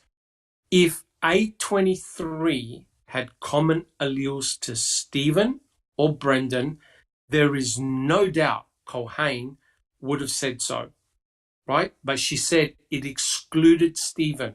She didn't say excluded Brendan, but she never mentioned Brendan. The important thing was she said that it excluded Stephen. Now, wait a minute. The state are saying Stephen Avery left his blood because he was actively bleeding, it meant that there was somebody else that was also actively bleeding that left their blood on the victim's vehicle. You can't get anything more, better than that, right? If you're a crime scene detective, that's gold. Susan. And I've just got to say, after, I've been comparing Kratz's book, so just fresh in my mind Oh, today, yes. he left it open that there was possibly someone else involved in all of this. So Interesting. it's the unindicted co-ejaculator.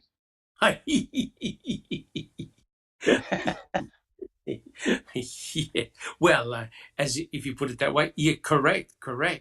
So, it's one of these really weird situations that attorneys use, right? So if they find a DNA belonging to somebody else, not you, they've got a term. They say, oh, well, here's the unindicted co-ejaculator, right? Which means that, oh, yeah, you were there, you committed the crime, but there was another party, we don't know who that person is, but you're still guilty. And remember, Foul Play did a series on the bite mark analysis, right? In which these two young girls were they were sexually assaulted and killed, right? And through bite mark analysis, two people were indicted and sentenced to prison for life. One of them was facing the electric chair.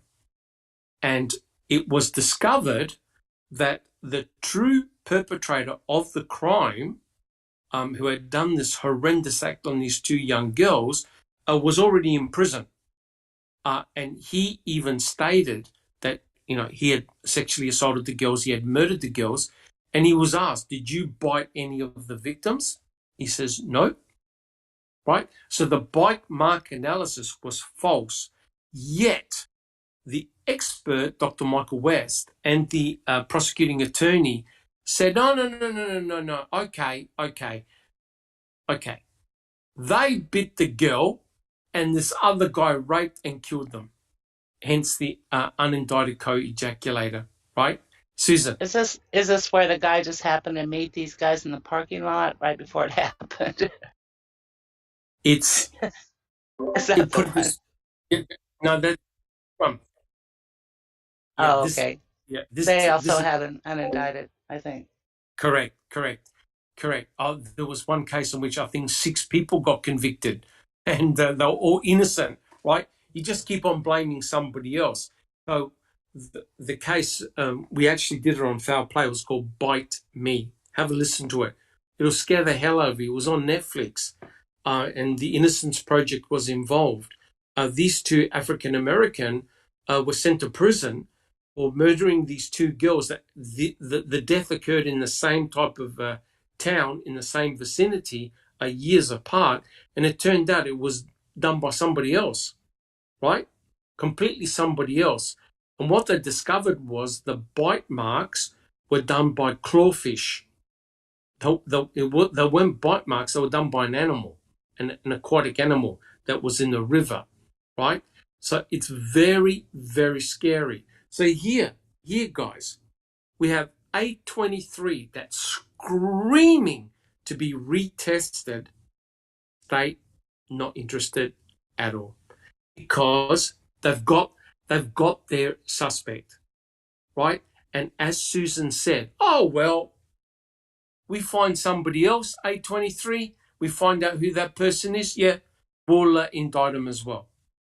So, he had a co-conspirator, which makes Brendan's recollections even more bizarre, because Brendan never mentions the involvement of anybody else. So they don't want to touch 823, guys. All right. Let's do one final question. Okay, I quote. I'm not sure if presenting such easily refuted claims to stir up controversy is evidence of man's too clumsiness, or if they simply thought nobody would fact check their new 10-part series.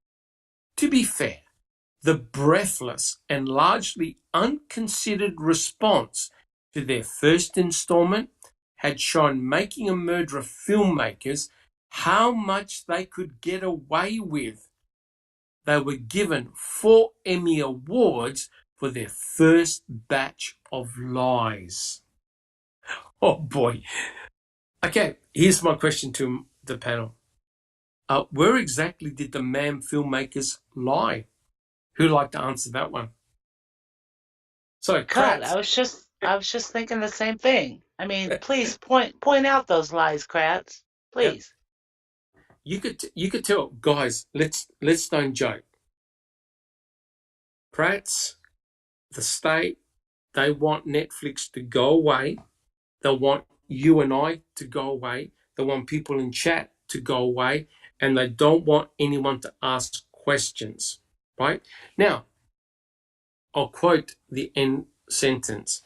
They were given 4 Emmy Awards for their first batch of lies.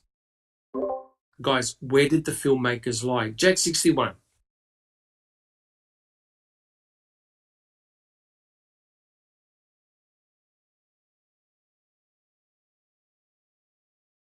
Correct. Jack 61 said, look, there was some creative editing when it came to Colburn. But guys, we went through we went through the original testimony. What they edited out it changed nothing, right? Colburn looked like a deer in headlights when it came to those number plates, right? He was extremely nervous when he was questioned. So creative editing is not what I call lying. Susan, do you have a comment? Yeah, back to comparing the two books, I'll just say that there are 1 or 2 or maybe 3 instances in there, I don't know, it's been a while, but where Kratz from the first book completely took out a fact that he had in there. It's gone in his second edition. So who's spewing lies here? Interesting. In fact, Jack 61 and I also picked up some differences between the 2 editions. So, guys, just to let everyone in the know, Inexplicable Susan spent a considerable amount of time comparing both editions of Kratz's book to see what he changed and left out. So what we're going to do at some stage, we'll do a podcast on it. So we'll actually compare what Kratz left in and what he left out, and what he modified. So it'll be very, very interesting. Quite clearly, Kathleen Zellner rattled him, right? Kathleen Zellner appearing in MAM 2 with her experts really rattled him and the state. And you could tell by the response from Ken Kratz. Ken Kratz can't stand Kathleen Zellner, nor her experts. He rubbishes everything that they found. Okay, we've talked about the key. We've talked about the hood latch. According to Ken Kratz, there's nothing nefarious there. The DNA is what the DNA is, but it looks very, very suspicious, especially the finding of the key and the fact that you can get a robust genomic DNA sample after 149 days sitting on metal. Yeah, that's interesting. That's very interesting. All right, guys, do we have any other comments where the filmmakers lied? Where did they lie?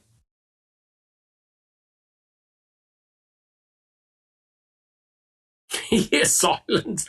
Yep, I can't see where they lied. I thought especially in MAM 1, they were very open, very honest. They gave a lot of time to the Avery and Dassey families to get an idea what it was like to go through the trials. I believe they gave plenty of airtime to the state and also the defense. And we mustn't forget the two filmmakers had asked a lot of members of the state as well as the Hallbach family to come in and be involved in the program. All of them refused, whether they signed a non-disclosure agreement or they didn't want to appear. But a lot of their side of the story, they never came forward. So the filmmakers were reliant on using news footage that wasn't done by them.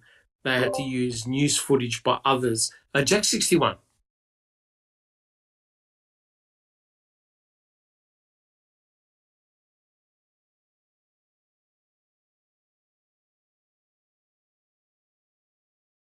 Yes, yes. If you didn't hear Jack 61, Jack 61 that stated that the two filmmakers had asked Ken Kratz and presented forward a document saying that Ken Kratz was invited to appear on the program twice, and Mr. Kratz refused to come on. So, when the state had their opportunity to present their side of the story, my understanding is that they will get to say their side of the story in a new series, I think, called Convicting. So it'll be very interesting to see what they have to say. Unbelievable. All right, guys. Are there any other comments? Okay. So I reckon, guys, we've covered a lot today. We've covered the key. We've covered the hood latch. We've talked about what we feel to be very, very suspicious in regards to those two items. And it's not just the DNA that was found on them. It's everything that's missing from those items make them very, very suspicious as well, right? Throughout this case, what we find continuously is the purity of samples. We only find samples containing either Stephen Avery's genomic DNA or Teresa Holbach's genomic DNA. We never find a mixture, right? That's rather odd because, according to what Brendan's recollections, they attacked Teresa Holbach. What happened to that poor woman was horrendous, right? So if Stephen Avery was bleeding, it's hard to explain why you would not find his blood in the back of the RAV or other places or his fingerprints. It honestly makes no sense. The fact that you find no genomic DNA or fingerprints belonging to Teresa Holbach on Stephen Avery's, on the key, Teresa Holbach's key, is mystifying. Now, guilters will say, well, look, Dr. Silkman, he cleaned the key. If he cleaned the key, it meant that he was conscious about leaving his forensic evidence, his DNA, on the key. So why would he then touch the key with his bare hands and hide the key in his bedroom when he had 40 acres to place that key somewhere? He could have buried the key, he could have put it absolutely anywhere, but he decides to leave it in a convenient place such that Colburn shakes, rattles and rolls the cabinet and the key pops out. Now, before we go, I don't know if the panel can remember, but Colburn wrote an email to his boss, right? This is years later. And he goes, oh, no, the key was cleverly hidden behind the cabinet. So in other words, Colburn changed his story. Susan, which is admitting perjury on the stand. Oh, that's correct. Period. That's correct. Because he realized how ridiculous it was. Now, don't forget, guys, the key's got a fob on it, right? So the key's actually, with the fob, quite bulky. How was that key meant to have come out from the bottom of the cabinet and gone round the corner? And no one... He was so frustrated by Playboy magazines that he just, shook the hell out of that cabinet. Now, mind you, this is an experienced, trained police officer, detective, whatever, with years of service, and apparently he was also in the military. And the pornographic magazines, the adult magazines completely destroyed him. And he had to take out his frustration on the cabinet. He had to shake it. He had to literally shake. And neither Kucharski or Lenk said to Colburn, what are you doing? Colburn, mate, what are you doing? How come you're breaking that cabinet to pieces? He shook it so hard. He slammed in the folder so hard. He detached the back of the cabinet. Right? Sorry, it's just so laughable. Yeah, but this is what is presented in trial, and no one batters an eyelid to think, jeepers, that looks pretty suspicious. So And my then question, and like you just said with this email, he completely changes his story. that's correct. That's correct.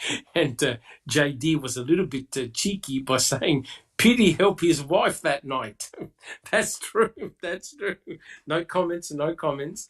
But yeah, I mean, guys, we're all adults here. That's the most ridiculous explanation. But yet, you find that right throughout the trial, right? You've got all these bizarre things being found. Like, for example, the plates, right? The fire brigade people checked everywhere. And the station wagon had its back glass smashed in, right? So someone smashed the glass. And right on the seats, you've got the crumpled number plates that nobody saw before. So on the 8th, when they find the key, they now find the number plates, the crumpled number plates, and they also find the human cremains. So Tuesday, November the 8th is really a magic day. It is a magic day where they start finding all this incriminating evidence. Now, note, guys, it's one day after Cuss Road. I don't know what was found at Cuss Road, but all this forensic evidence happened after Cuss Road. And remember, that was the 7th search of a small bedroom. Okay, a small bedroom. And the weird thing is this, right? When they questioned Brendan, they asked him, when you went inside the trailer, did you see Teresa Hallbach? And he goes, yes, when I looked down the hallway, I saw her pinned to the bed, right? Now, why is that a huge, huge red flag? Can anyone answer that question? And that's important. That's important for the key. Now thinking about it, it's critical for the key. Why is that important? Just Rhonda. That Brendan said he could see Teresa on the bed. Yep. Well, where the bed was located, you couldn't see it from the doorway there. 100%, Yeah. 100% correct. Which means think about it. The bed had to be turned 90 degrees because the bed was underneath where the guns were, right? So that meant that Stephen had to rearrange his whole bedroom 90 degrees and likely had to move the cabinet that had the key in it, right? Because he would have had to have moved all the pieces of furniture. And no one had noted on the ground carpet divots to say, oh yeah, the furniture has been moved.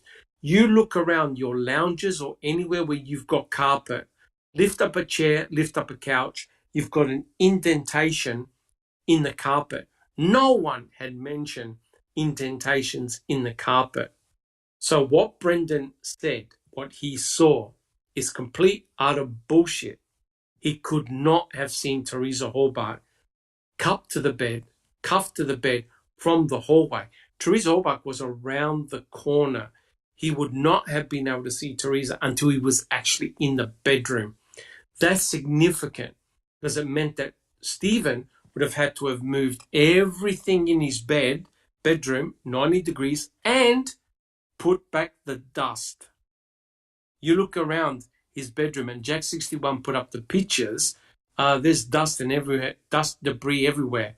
Nothing. If you had moved everything would be tidy. Everything is as he left it.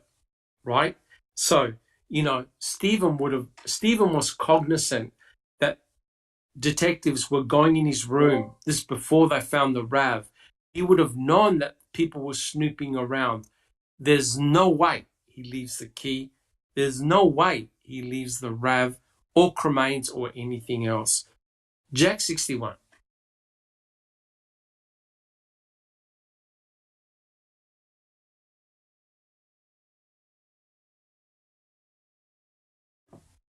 Yes,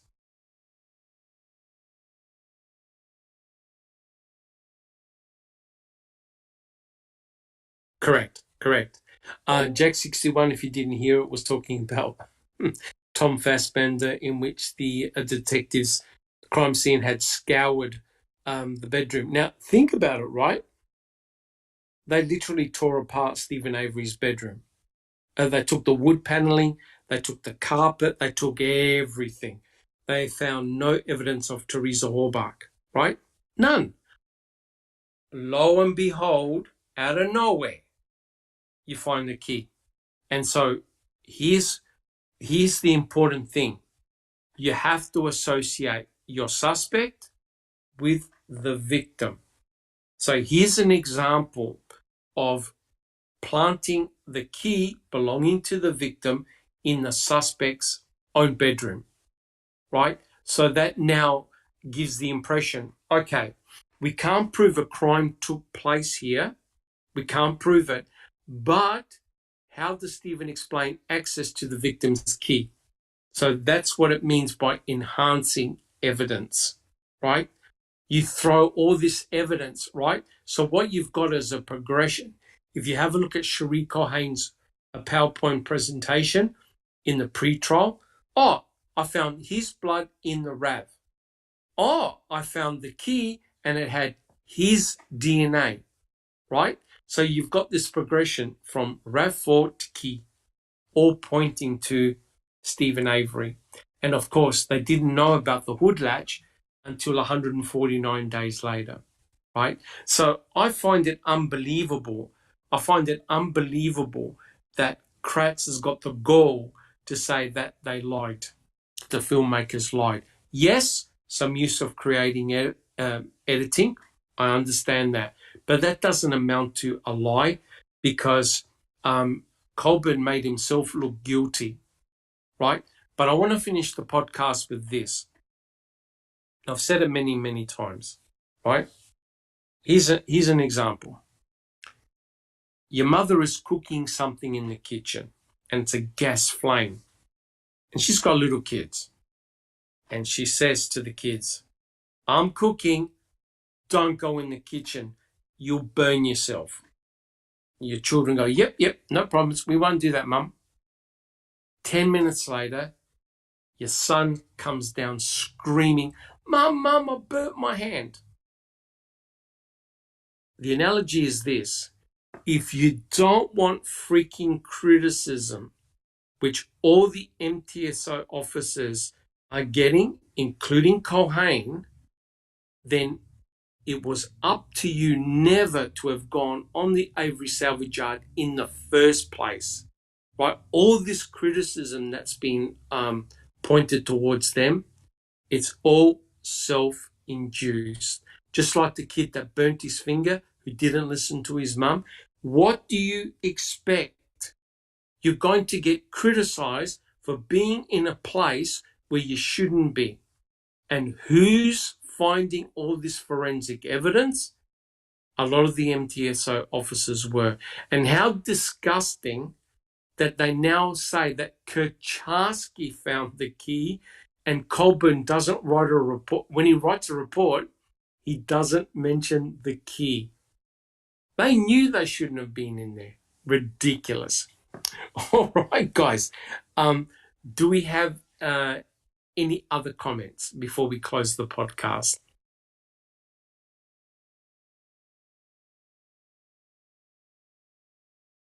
All right.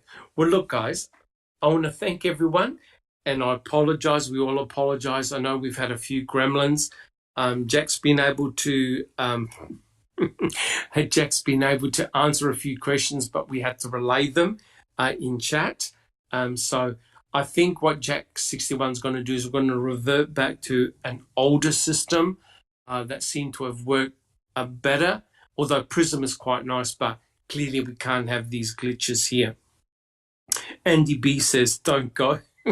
But we got to go. We've been here for nearly 3 hours. Andy B, come into Discord and we'll give you an invite and you can come on the panel. How about that? Anyway, guys, I'd like to thank everyone. Thank you so much for joining us. And again, I do apologize for some of the glitches that we've had. Everyone works really, really hard. If you like what we do, guys, please subscribe. Our numbers have gone up, which has been fantastic. Give us a thumbs up if you enjoyed the podcast. Turn on the notification bell so you don't miss any podcasts. And please check out some of the open mics, the Crime Theory Exchange podcasts that we've got online. They're brilliant, excellent. And if you're interested in supporting us, there are memberships, fairly cheap memberships that you can buy on Discord. And I noticed that Angie's got a crown. Thank you so much. Thank you so much, guys, for all of you that have supported us. Yes, we're gonna buy J Jackson microphone. Yeah, all right. And T1, we're gonna invite you on the panel, and we want you to say a couple of comments. Deal, T1? Deal? All right. Well, look, guys, what we'll do, we'll go down the panel. Tell us how you're going and how things are coming along. Susan. Going good, thanks. Yeah, I had started comparing those books quite a while back, and just kind of Awesome. got sick to my stomach and put it away for a little bit. But I ended up finishing it this morning, so looking forward to that podcast. Fantastic. So what Susan has done, she's compared both editions of Ken Kratz's book, and we're going to do a podcast at some stage looking at what he left in and what he left out. That'll be very interesting indeed, Susan. No doubt. Thank you so much. Jack 61.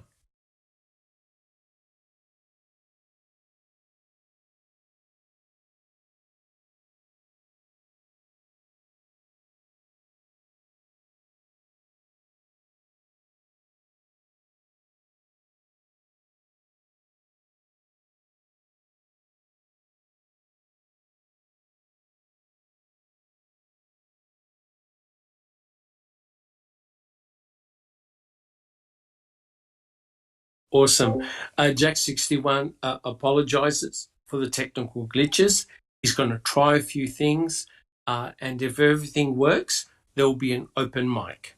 So there'll be different type of things that Jack 61 can try.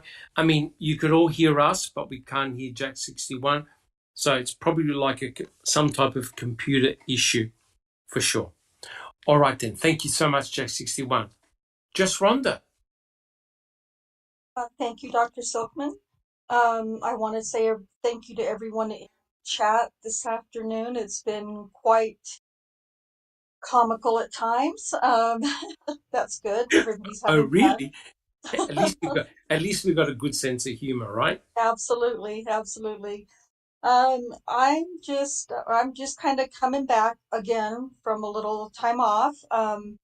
So it's good to be getting back. I'm working on part 2 of a video that I started last week that I'll have on my YouTube channel on Wednesday. And I don't know, I know Dr. Silkman was there and Jack, and I think Yes. Susan's watched it, but there's been maybe some of you in chat have watched it or were there while we were doing it, but it's basically pointing out some pretty major lies and inconsistencies from Galen Gigger that he probably never expected the general public to see this video, is I'm guessing, because some of the things are pretty blatant. So anyway, we've found this video, and I'm kind of picking it apart, tearing it apart, and pointing out all the lies. So we'll be doing Awesome. that part next Wednesday. Awesome. So, And I thank you so much, Just Rhonda. I watch your podcast, and it's remarkable how Giga and also Kinkratz, they go after the suspect again. Even though they've been convicted, they have to demonize them, even when they're in prison, because what they're doing is they're trying to justify what they did to them, right? It's a justification, and you see it. I mean, let's think about it, right? Stephen and Brendan are in prison. They're not free walking the streets. They're in prison. They're in cells, prison cells. Same with Daniel. So why are these prosecutors, why are these DAs going after them even when they're in prison? Now, the argument is, oh, well, we're trying to convince you of their guilt. Yeah, but that's fair enough, right? That's fair enough. But there are people who have been wrongfully convicted, right, who are being freed every week in the United States. So wrongful convictions do take place. Just Rhonda, do you have another comment? No, I just, yeah, I appreciate you coming into the chat when you do and helping us with the forensic talk, because there is some uh, forensic or, some DNA bull crap that took place in Daniel's case. And, Yes. so I appreciate that when you pop on and help us out with someday we'd love to have you on the panel. When we do a show that's mainly discussing DNA, I will try to give you plenty of notice, and maybe you can come on and help us through some of it, and break Yeah, apart that'll some be of good. Elaine Taylor's lies and things like that, and that would be great. Yeah, So, that'll be fantastic. Yeah, I mean, I know you've Daniel, got a lot going on. yeah, it's not that. Daniel's case is one of those very, very frustrating cases. The DNA is all crap. There's no doubt about that. But it's the multi-layering that concerns me a real lot. There's so much that's wrong about that case and the timing of that case, right? You're talking about, remember all the civil unrest that was occurring around that time. It was bad timing for Daniel, like for Stephen with his civil suit. It's all about the timing, right? Just shocking. Yes. Yeah, Look, thank you so much, Just Rhonda. Yes, thank you. I would love to appear one day on your panel to talk about the DNA. Thank you so much. I appreciate that. All right. Look, thank you so much, guys. I'd like to again thank my esteemed panel.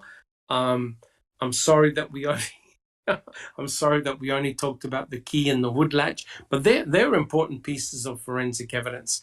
It was important to tell that story. Now, our next podcast, get ready for it, guys. The next podcast, Mr. Kratz tackles the bones. Oh boy, are we going to have some fun with the bones. Well, look, guys, thank you so much again for your support. We will catch you all next week. Take care, guys. Thank you. This has been a Foul Play production.